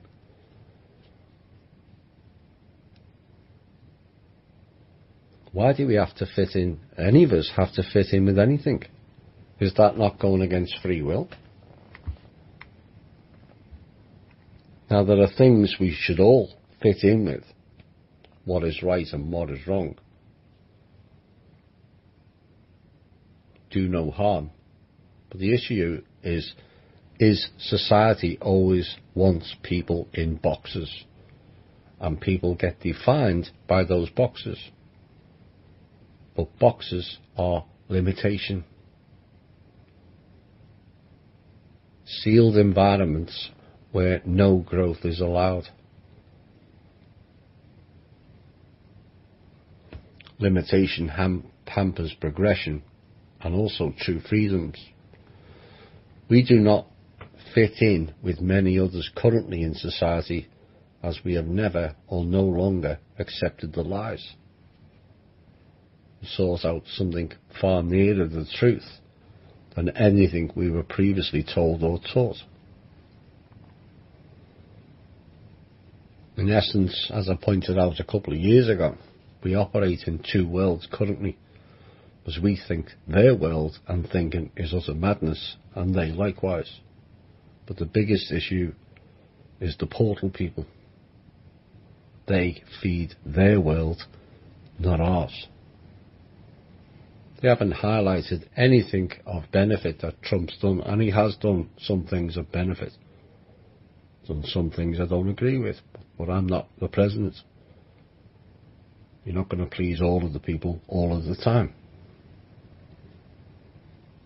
But their news makes no sense in our world whatsoever. Lone gunmen when there's bullets coming from 3 or 4 different locations. Does that make sense? No, it does in their world. It's not in ours. It only makes sense if we're operating in separate worlds.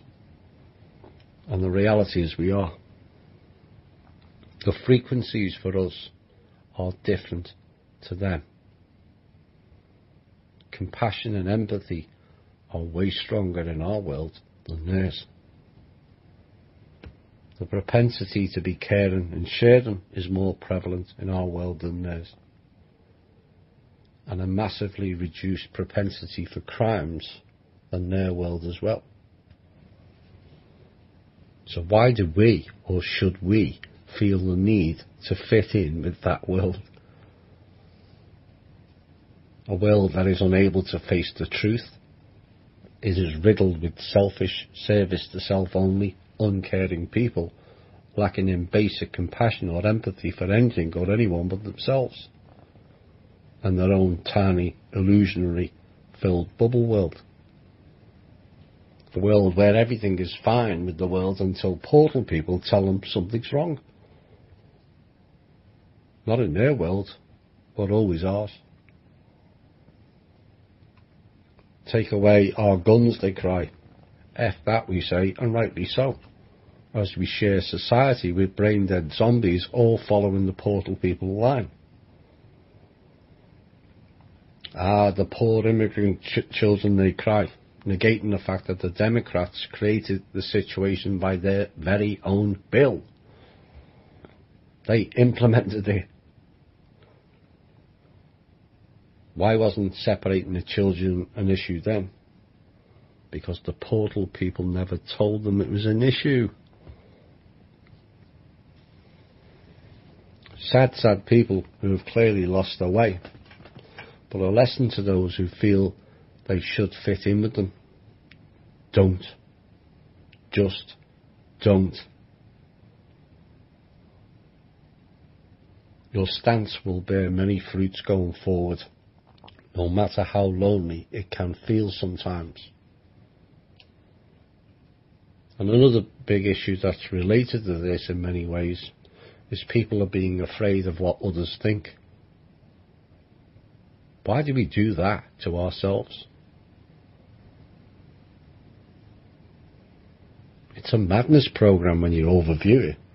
It yet again stifles growth, and worse, many people create for themselves masks of illusion, a fake representation of themselves just to fit in. Well, fit in with what?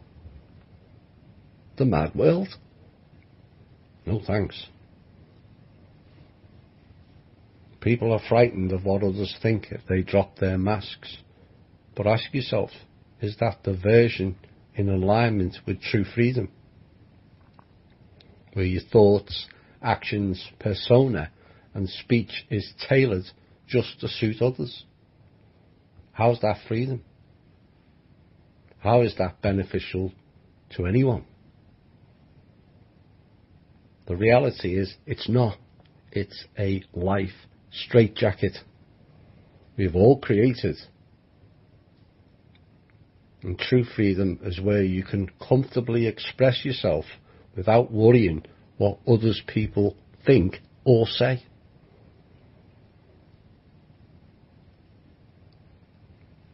Now, the THI group was set up to be that way, and many of you have chosen to follow that path. And those that did flourished within themselves, revealing far more of themselves than you've done anywhere else. And wasn't that a liberating experience? Where you can freely be yourself. Say what you feel without the fear of worrying what other people think or they're going to think of you. Now, the frustration is it can't be replicated on a wider scale currently, but it can with time. And more so if portal people are eliminated off the programming box. Can you tell I don't like portal people much? Oh boy, I can't stand them people.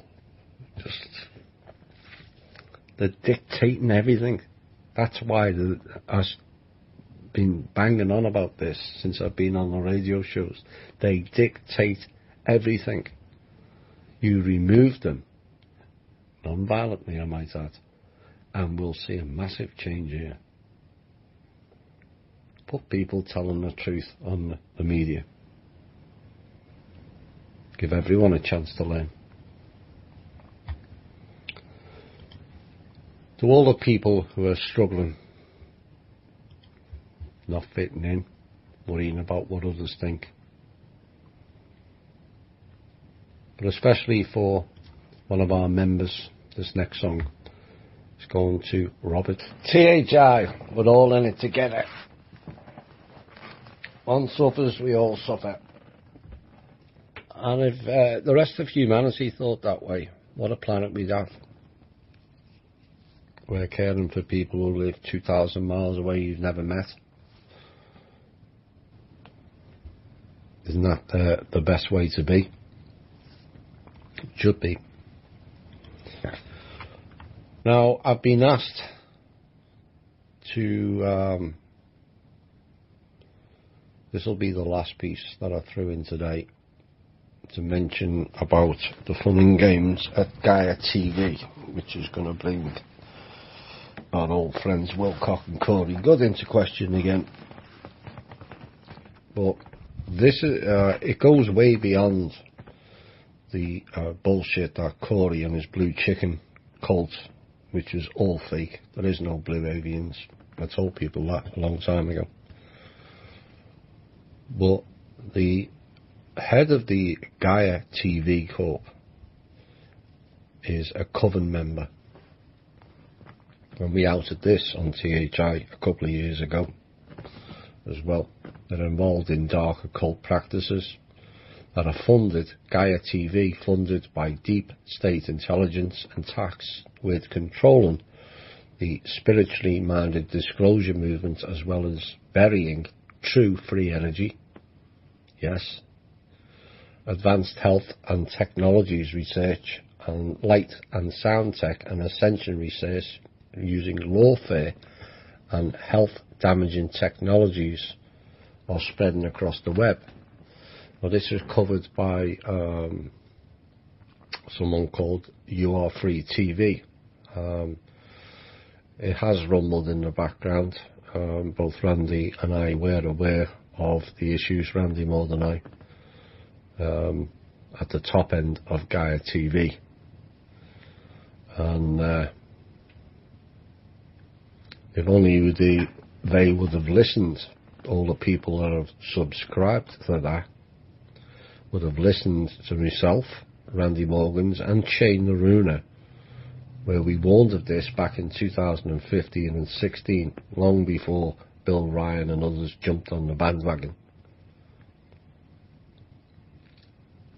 Wilcock and Corey Good were told and knew about it before they signed up for their lucrative contracts about being part of a coven. They knew. Shane told them. We told them. And they still willingly participated. So let's not have a wave of sympathy for old poor David and old poor Corey. They were duped. They knew and rolled out fake scripts. Other people's stories, both partially fact and mainly fiction, where Corey Good was concerned. That was far from delivering disclosure, but actually participating in stifling disclosure. That's what they've done. What have they offered for the last 2 years since THI outed them fully? Nothing. Collected a lot of money though. And then they had the conference with all the children's stuff and their 3-year harvesting program. Really? Most people will have missed that. But the 2 front headline kids who are not something to be seen as setting an example. But the irony of Wilcock this week reporting intel from our show has not been lost on me. That's what he's reduced to.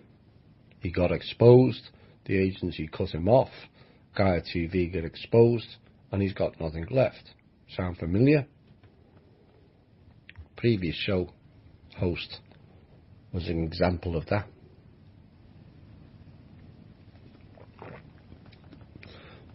But as per usual, they used another group to garner the credit for swiping the cabal funds. Well, THI members know who gets the credit for that. And it certainly wasn't the Alliance. Funny nobody told Kim or I or the team that we were part of the Alliance. That reminds me of the days when Cobra used to give credits for missions that were done by people on the ground to Ashtar Command. I wish listeners would have been on that call we had with Cobra.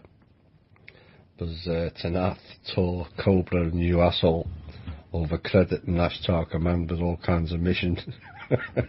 And mission pluses that were nothing to do with Ashtar Command. She really went to town on. But the important thing is it was done, not by whom at this point. Credits can be handed out later, but THI members know who swiped all the cabal funds, and not because it's just the cabal, because all of them were illegal, illicit funds, and all of it is pledged back to the trust that they owe. So it's not just a case of we'll swipe them because they've swiped us. No, these had lawful reasons behind it. Hence the executive order back in December. But I expect Wilcock to come back into the fold more readily than he has since the heat's been turned on him by this show and Randy's. No doubt we'll get a whaling show with Kerry again. Of I didn't know they were setting me up, but he did. And both Randy and I gave a joint statement last year to Wilcock and Corey and an out card to jump out and come forward. Both of them chose to ignore it. and continued to collect vast sums of money from Gaia TV contracts and then mug listeners for moving costs and his wife's teeth. I mean, you can't make this shit up. Though the fabled blue chickens now has been completely dropped from the narrative and are no longer part of the alliance, or whatever else they're choosing to call it now. But Corey, if any of his story is real, particularly the SSP, the Blue Avian is 100% bullshittery. You know, those of you who listened when I was in CV, I told you that back in June of 2015. But Corey's admitted working for the SSP, which is a Nazi breakaway group intending on stifling humanity at first and then eliminating them. And yet only a few people originally questioned that narrative.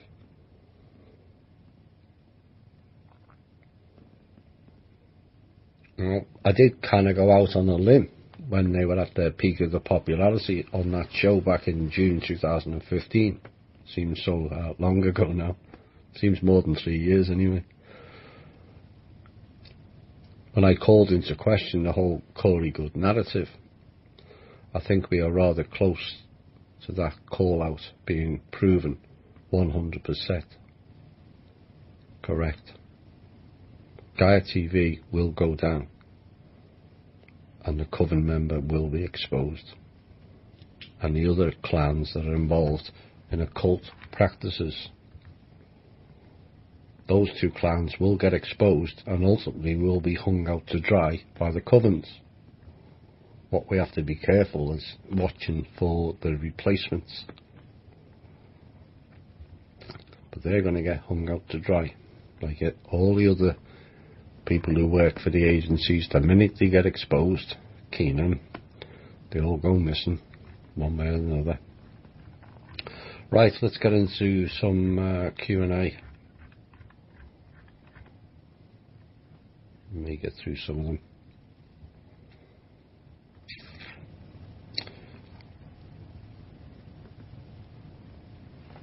How can a normal person access to Akashic records for past life memories? Well, first of all, you have to be developed on a soul level. I've spoken about this many times now, about going past the astral level and onto the mental planes. Just because you get to the first mental plane doesn't mean all your past life memories will just come flooding back. It's too much. You don't have enough RAM to remember it. But you may get flashbacks here and there. You may have had flashbacks throughout your life, or you've been led to one thing or another and you didn't take a step back and overview things. Why does this thing keep coming up? Why do I have a tendency towards this or that? But there's no paying others to access Akashic records on your behalf. That has to stop. Whether they're real or not, it's not something that somebody else should be telling you your experiences.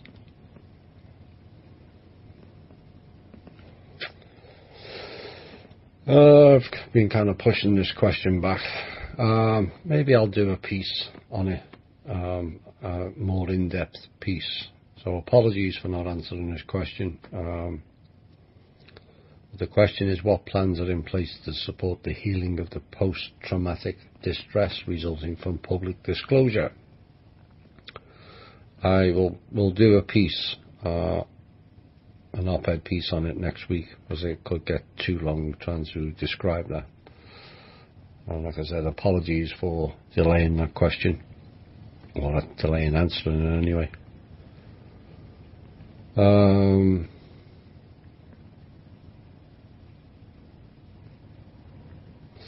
Would you please recap what you said about getting out in the sun and soaking in the new energies?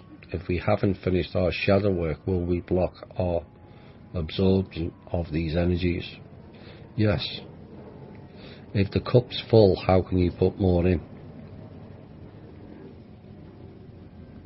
You have to cleanse the self. We've been warning of this.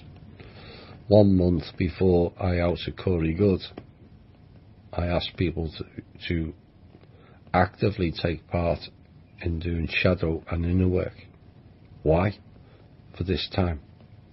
I knew it would come up where everything would descend into one giant ball of information, which many would struggle with. But this is an internal thing, and part of the problem is people are unwilling to do it because they're used to everything having an external value when the real value is inside of you. It always was. And people always look for external plaudits or credits. You don't get no plaudits or credits from external for internal work. But the value of it is way higher than any external offering can bring.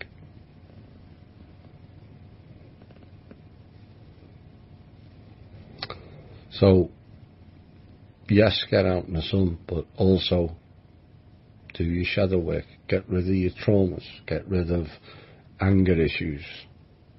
Whatever upsets you and repeatedly upsets you, or you keep getting into the same situations, you have to address where that started and where it came from. Otherwise, it will keep repeating. And then it adds another layer of trauma because you get frustrated because the same thing is happening. But the same thing keeps happening because you haven't addressed the initial issue. That's doing your inner work. Integrating your shadow. Then you can absorb lots of energies and transmute it in the best way with good intent.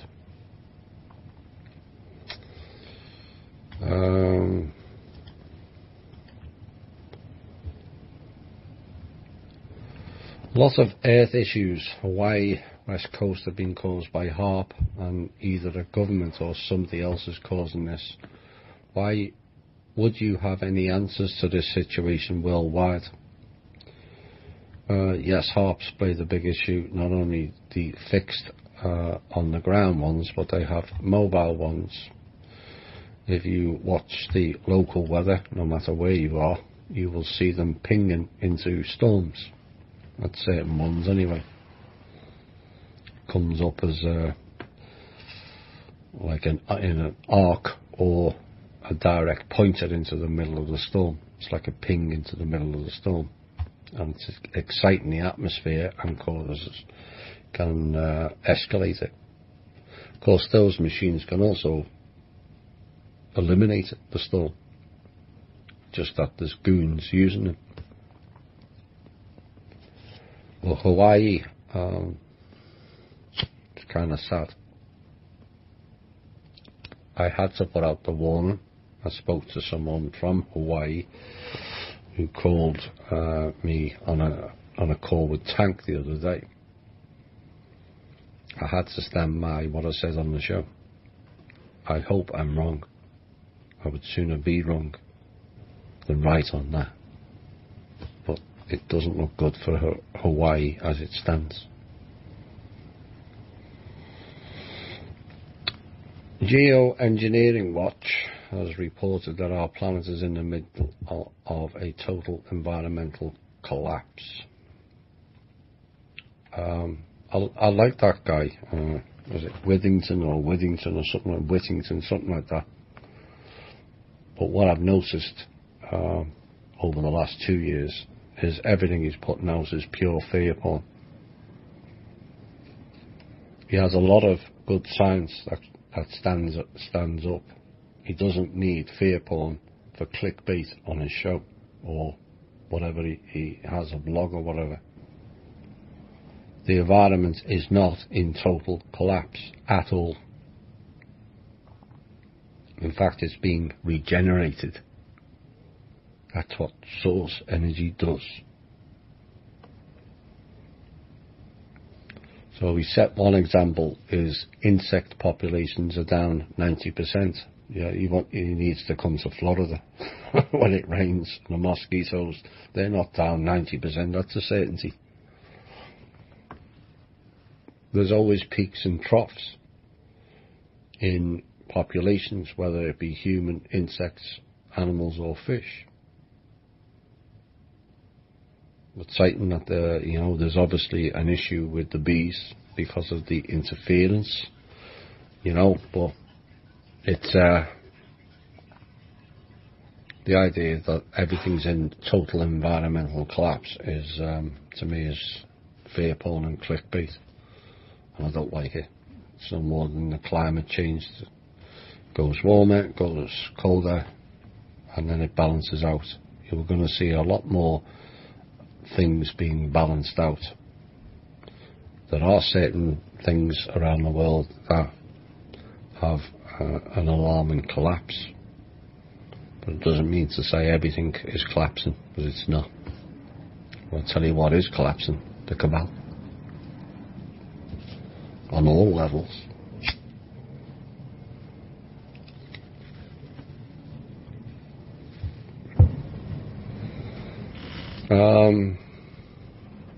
Occurred to me a few days ago that the British national anthem, God Save the Queen, may be a blatant invocation, because as we know, the Queen's not human and not aligned with God's source, therefore God Save the Queen.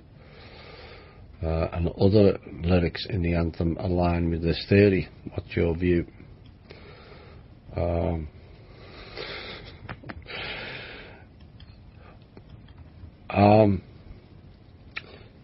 I don't think that family's been helpful for England. I know they're fake. I know they're not the real. If you're going to go with royalty, monarchy, they shouldn't be in it.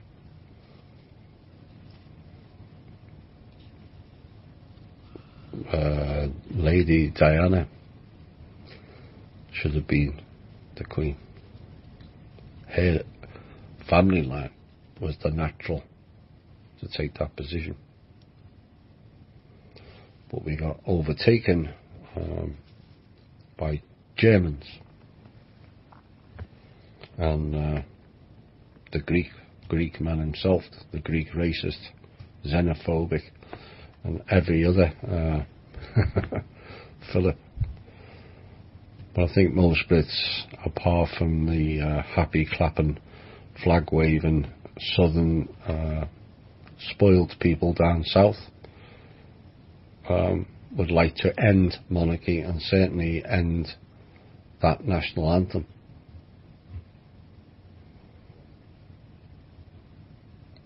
Others would suggest the hymn Jerusalem,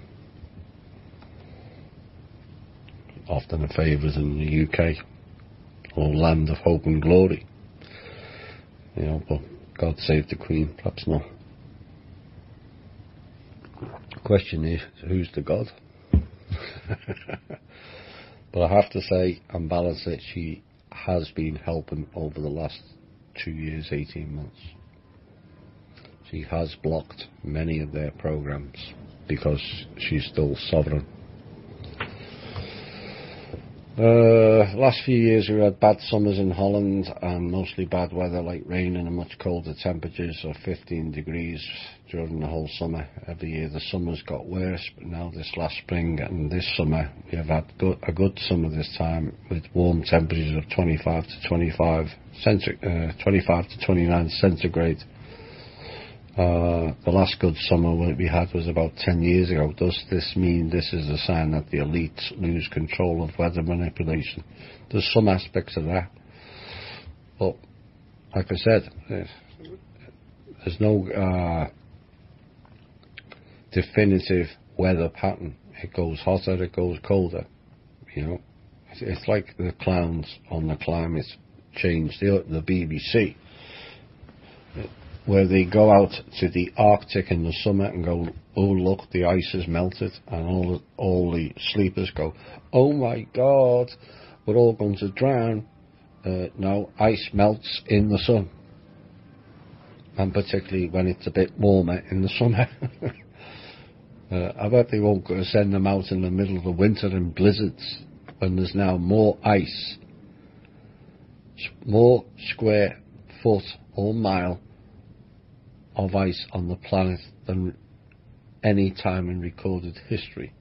It's just in different places. Why? Because the planet's moving.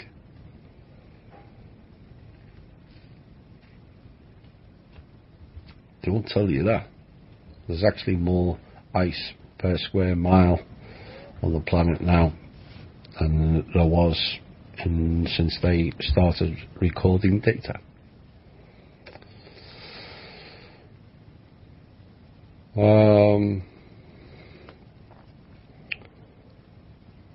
The Dark families have lost all sense of what's good, as I think we all start out good. They have children which I assume they love, so maybe there is some hope for them, that some of them will see sense and start to do something for their fellow man. Well, all of us in previous lives have been good or bad. It's all a matter of choice. But part of the problem over the last few thousand years has been so-called families and family lines and bloodlines. And if you listened to the Svarli shows I did, the Illuminati Svarli shows in February and March last year, I think, I'm not so sure they loved those kids. I don't think torturing their child while it's in the womb is called love in any sort of way. This is what the families do to their children. Those children are trained without fear, without compassion, without empathy, and think humanity is a piece of shit under their shoe. So I wouldn't be relying on their children, as they're all programmed and trained quite brutally in some cases. In fact, most cases don't have any empathy for the peasants. And then many of the families go on to the Waldorf Steiner training schools, not teaching schools, training.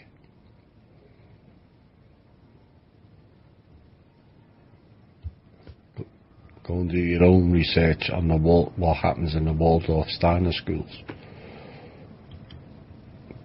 Not good. And that's where all the elite children go.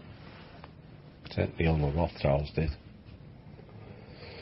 What do you know about David Williams? He says the Jesuits, the Pope and the Vatican rule the world. We were never a constitutional republic. We were never granted any rights whatsoever. We're all slaves under international law, and they can change them whenever they want. The president is a figurehead, as all leaders are. What does this mean? I don't know who David Williams is. The Jesuits, the Pope, forget the Pope. He has no authority whatsoever. Period. The Black Pope, who is 6 levels above him, tells him what to do. So that's the puppet. The Vatican is run by secret societies and the P2 Lodge and the Knights of Malta and also the Swiss Guard. And the Jesuits weren't always in control of, if memory serves me correctly, this is the first time a Jesuit's been in control of the Vatican in a long time. Just the previous Pope was a Nazi, SS officer, Ratzinger. So don't always assume that the Vatican is Jesuit, because it's not. Constitutional Republic? Debatable. Certainly not since 1871. We've had no constitution since 1871. We've had no American government since 1871. Yes, the president is a figurehead because he's the president not of America but of the United States, Inc.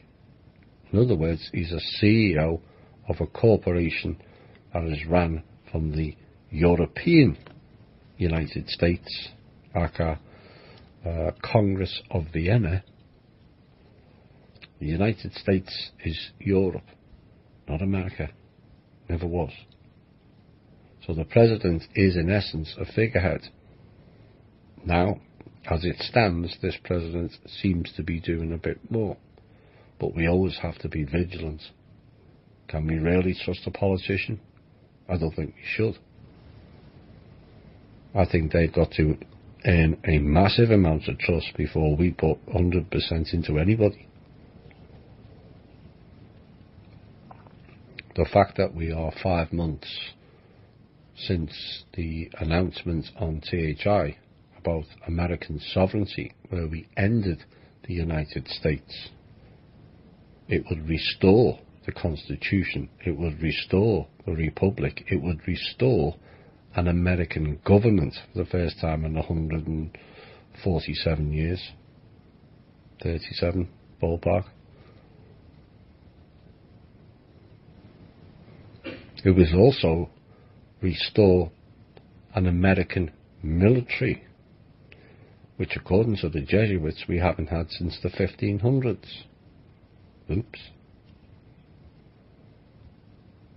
It would also restore or put in place a national bank, which means bye-bye Federal Reserve and bye-bye IRS. Foreign agents, both of them. So, I hope that answered the question, but I don't know who David Williams is.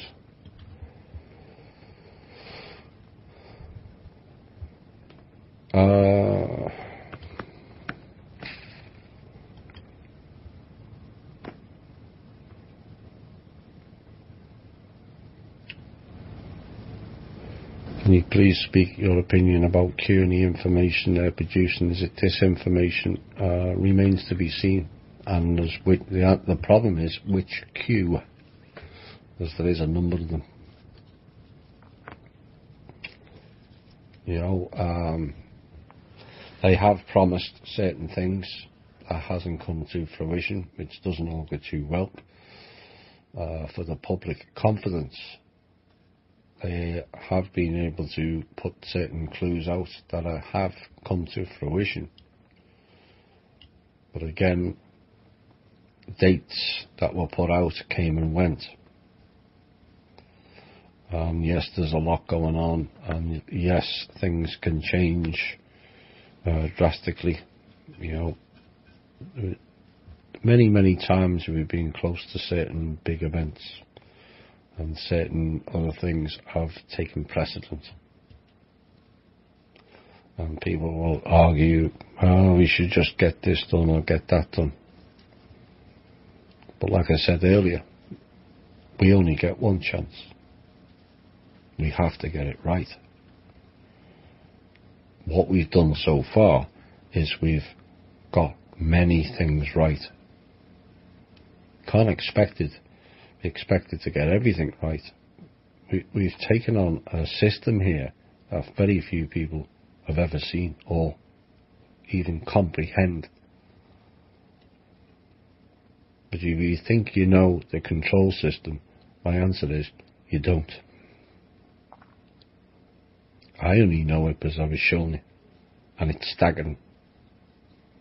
But it's been dismantled bit by bit. Like I did the piece last week.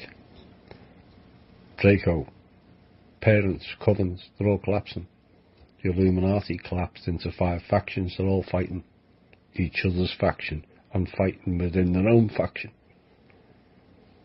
Politicians are all outing each other. It's all falling apart.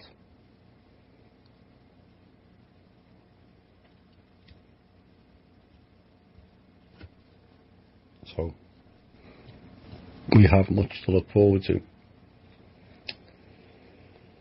The quantum system you recently reported, you say it mapped us all on this planet. Why the mapping? It needs to recognise who is taking part. It won't be misused because you cannot set the wrong intent with it.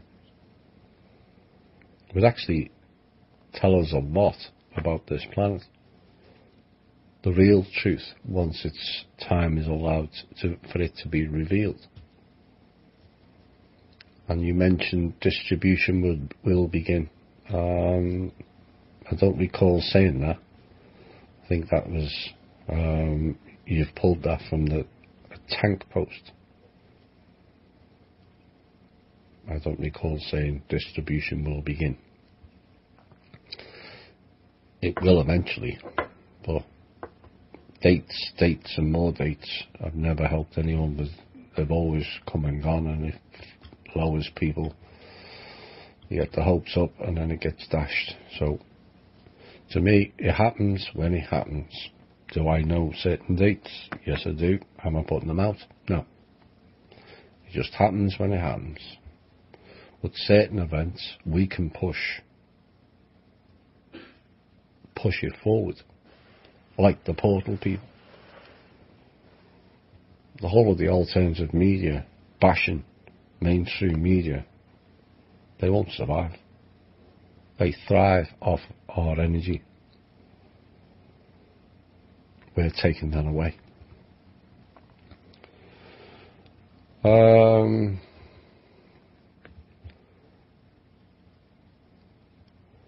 Next one. Give us some ideas on what we can expect to see happen in our day-to-day lives with the AI takeover. First of all, it's not AI. It's a source-based system. It's not artificial intelligence at all. Will the IRS and the Fed be put out of business? Bank closures, I think I covered that in the last question. If sovereignty is announced, then those two, if it's implemented to the full, being foreign agents of this country, have to go.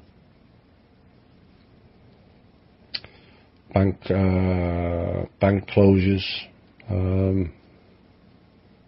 they've been in some aspects prevented by recently, and some of them are being sold off because they're all bankrupt, every one of them.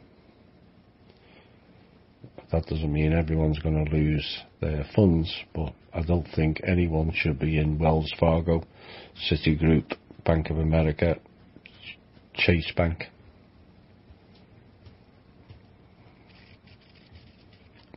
They're the most vulnerable, and they're the most corrupt. How will this impact the US economy and stock markets? Stock markets, as said in the show, will correct to real value. It's not real value, and so it will correct. As for the economy, well, that depends on how whether certain military groups want to align with America or they want to continue for foreign agents. It's that simple. The military step up on our behalf and not Rothschilds or other goons, then we can roll out the trust, and the US economy, or the American economy, not the US economy, will flourish beyond all reason, as will every other country. Just needs that one thing to tip over. What did you mean by revaluation of commodities? Well, again, gold may be massively undervalued. It may be worth $10,000. It may also be worth $100. Whichever that is, it will go to its true value. the true value of oil is $25 to $29 a barrel. The rest is fake. So they loot out of the system. So the mapping was not only of the people, but the whole planet and all its assets then determines the real value of each commodity. Not let's bump oil up so we can all make $50 a barrel off it, and then pass that cost on to the transport, the consumer in gas, and the food prices go up. That will stop. Initially, you should see oil go down below 60 again. They're still interfering with that end for now, but it won't be forever. Maybe by the next show. With the quantum system mapping everybody out individually through intention on a soul level, can we finally get a handle on the synths and the theory that around 85 to 90% could well be not of organic soul? Well, I think it's 70 to 85% is possibly synth is the theory. And yes, that was one of the things discussed before it was launched. It will sort out the wheat and the chaff. If they are synths, they will not be able to handle source energy. There's possibility that they may phase out altogether. We may not see them, but they won't be on our frequency. At this point, it's only a possibility, because it's not a 100% nailed down theory. But if the frequencies change, they can't, because they're programmed. And so they will phase out.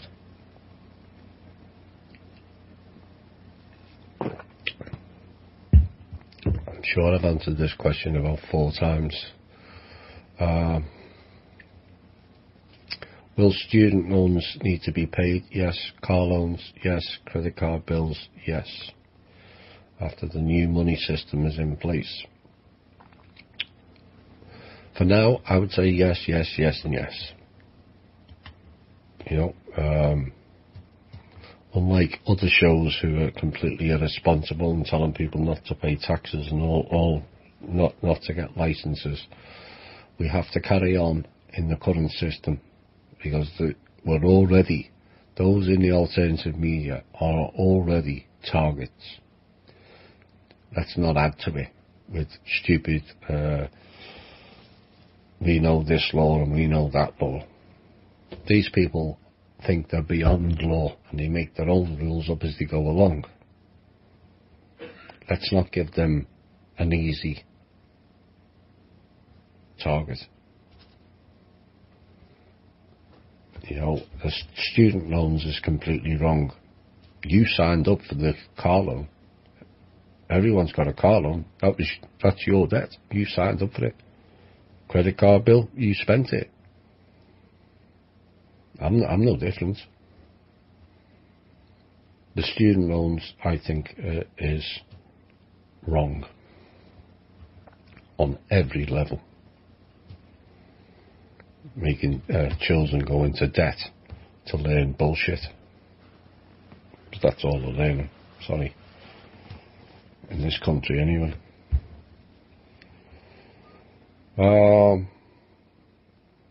Are the banks going to pay fair interest rates to the savers? Those type of things have not yet been decided. What if we don't pay interest rates on the loans, or up half of 1%?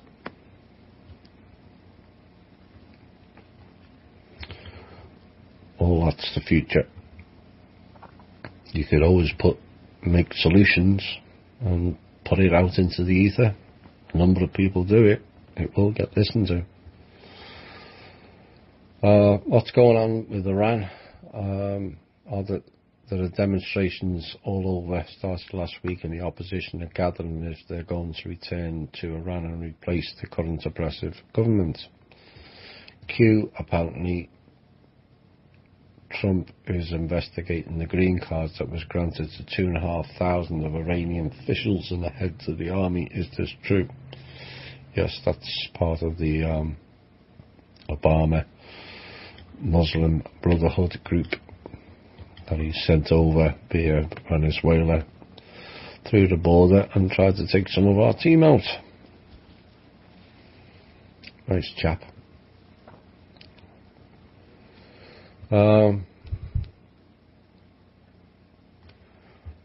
Iran has been a puppet of the deep state cabal for a long time. That guy who because it was easier to say, Ahmadinejad, was far easier to say than his real name, is a cabal stooge, or was a cabal stooge. I've no idea where he is now. And or going back to the Shahs.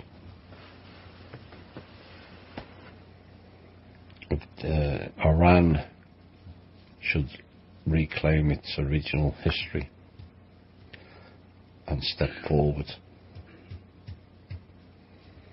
That's where the original Kingdom of Manna came from.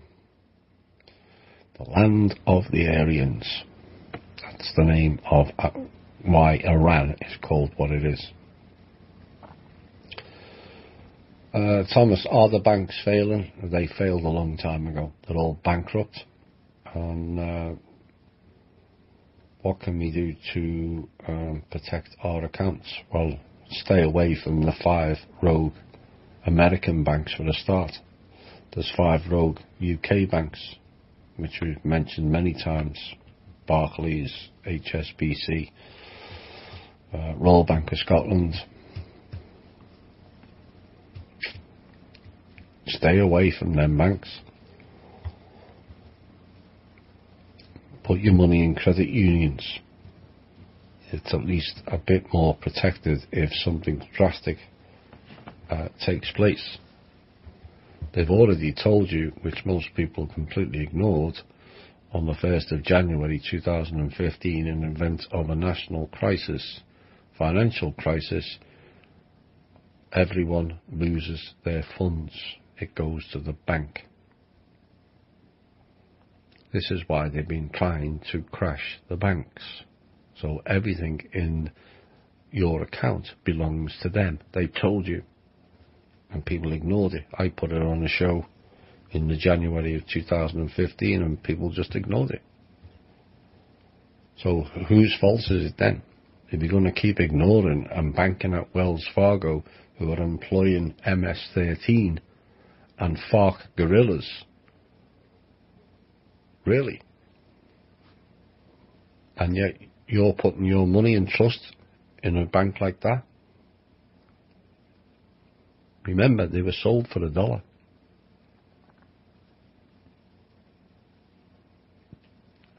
We have to be more responsible ourselves.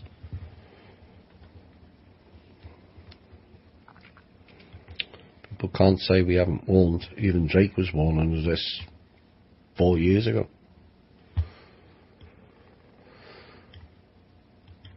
Thomas, you mentioned last week about the IRS paying money into the Deutsche Bank. No, I didn't. I said the IRS were paying money to a Rothschild bank in Switzerland, not the Deutsche Bank. Can you tell us a bit more how to prepare for a proposal for accessing the trust funds as an individual or a family? I've said to write them up and get them ready. You know, I can't answer them all. All the ones that have been sent in to date are all still there, and once the funds are released, then they will all get reviewed.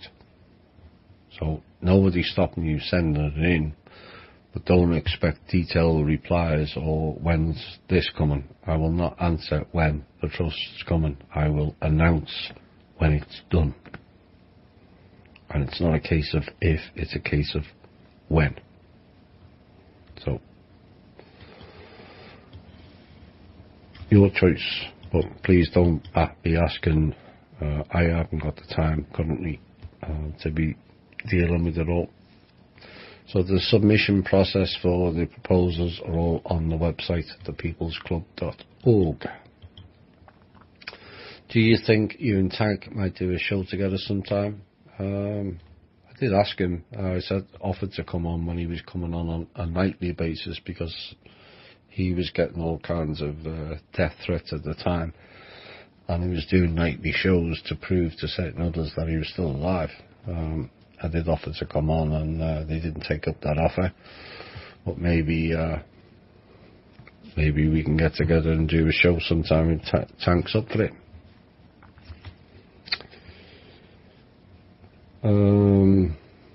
What's your view on all the talk from President Trump about the corporations that are coming back to America, and trying to comprehend how these corporations will operate in our new environment?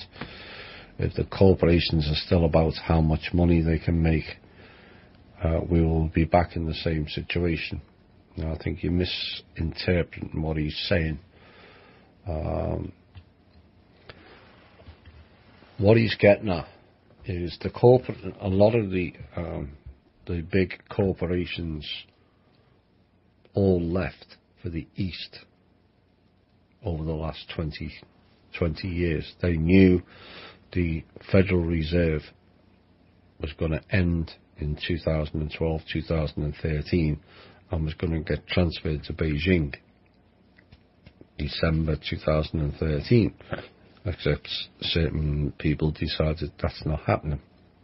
And so the East, or the Chinese, not necessarily the Chinese government, more the Chinese Asian elders, aka the Rothschilds, would run that again.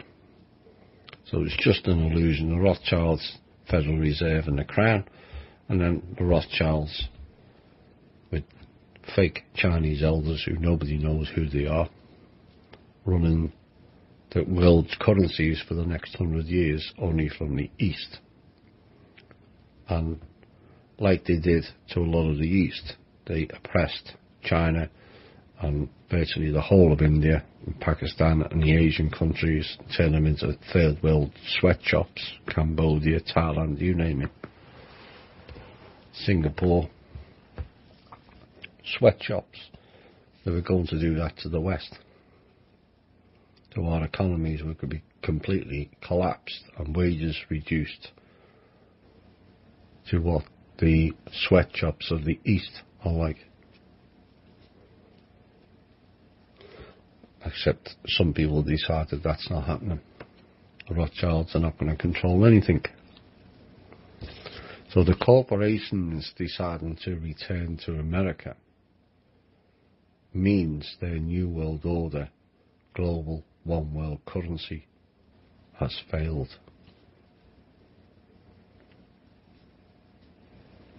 Otherwise they wouldn't be coming back. So they obviously don't think the East is going to get what was laid out 100 years ago, 105 years ago. So now they're coming back. So that, in essence, very quietly, is a sign of the end of the New World Order and their one world government and one world currency, all ran from Asia.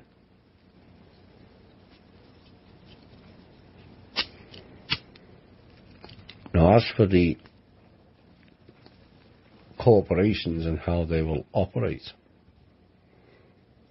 when we get the funding,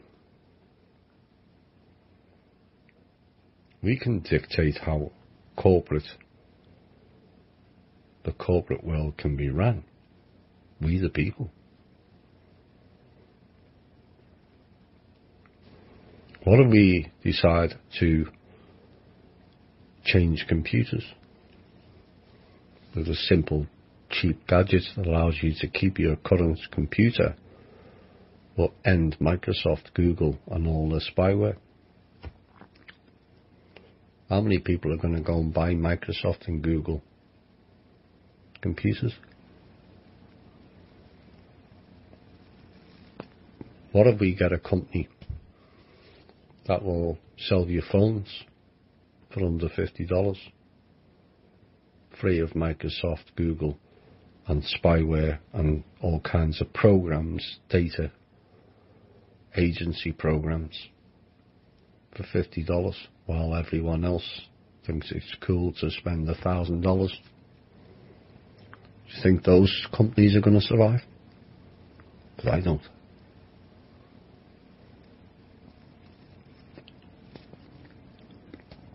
We just have to start using our imagination of how we control it.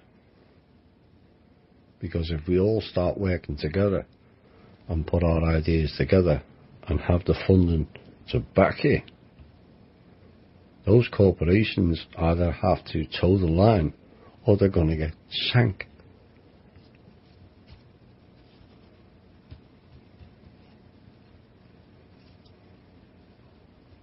And suddenly, with a lot of teaching and learning, we can get back to a more simpler life.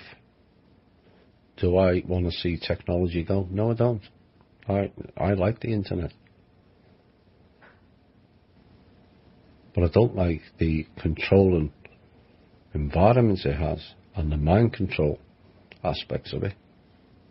That's not the way it was meant to be. And so if we decide we're going to create a system that eliminates all that, spyware, backdoors, we've already done it in the banking. We can also implement it for all computers. Let's see how long those companies last now. So then they have to operate in a new way. And who drove that? We did. It's like the truth and the disclosure and the exposure. Who drove that? The people did. We just forget our own power. So if the corporations come back and still think they can rape the people, it's quite easy for the people to go and F yourselves. We're going to make our own stuff. That's way cheaper than yours, so you carry on. But you'll be bankrupt. It's up to the people.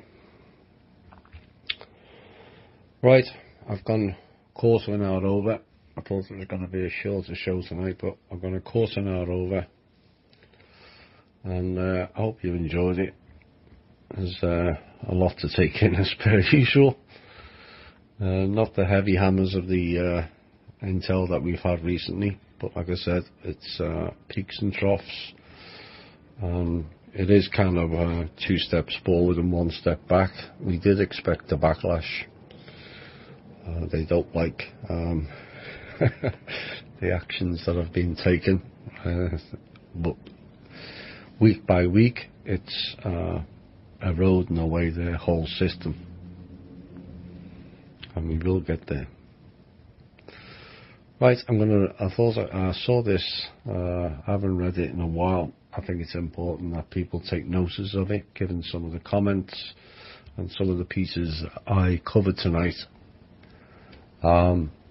If you lead life in love and care, you will prevail.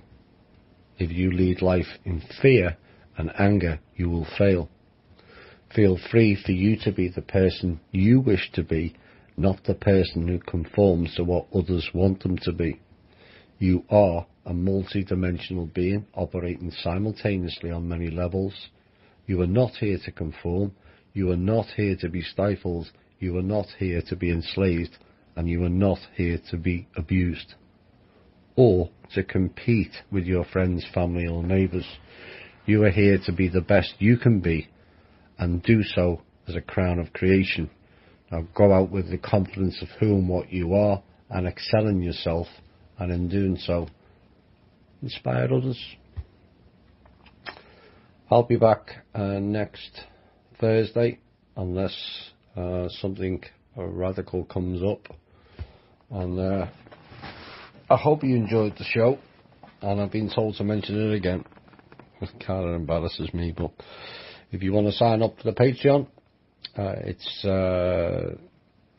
www.patreon.com/TommyW/memberships. Thanks to everyone who's already donated. It's more than I ever thought. I'm so grateful. But I need to get on with ending the daytime job and focusing on this day and night and see if we can push things along. That's why I did it. And remember, we weren't born to follow. Time for us all to be leaders. This has been the Truth, Honour and Integrity Show. My name's Thomas Williams. Bye for now.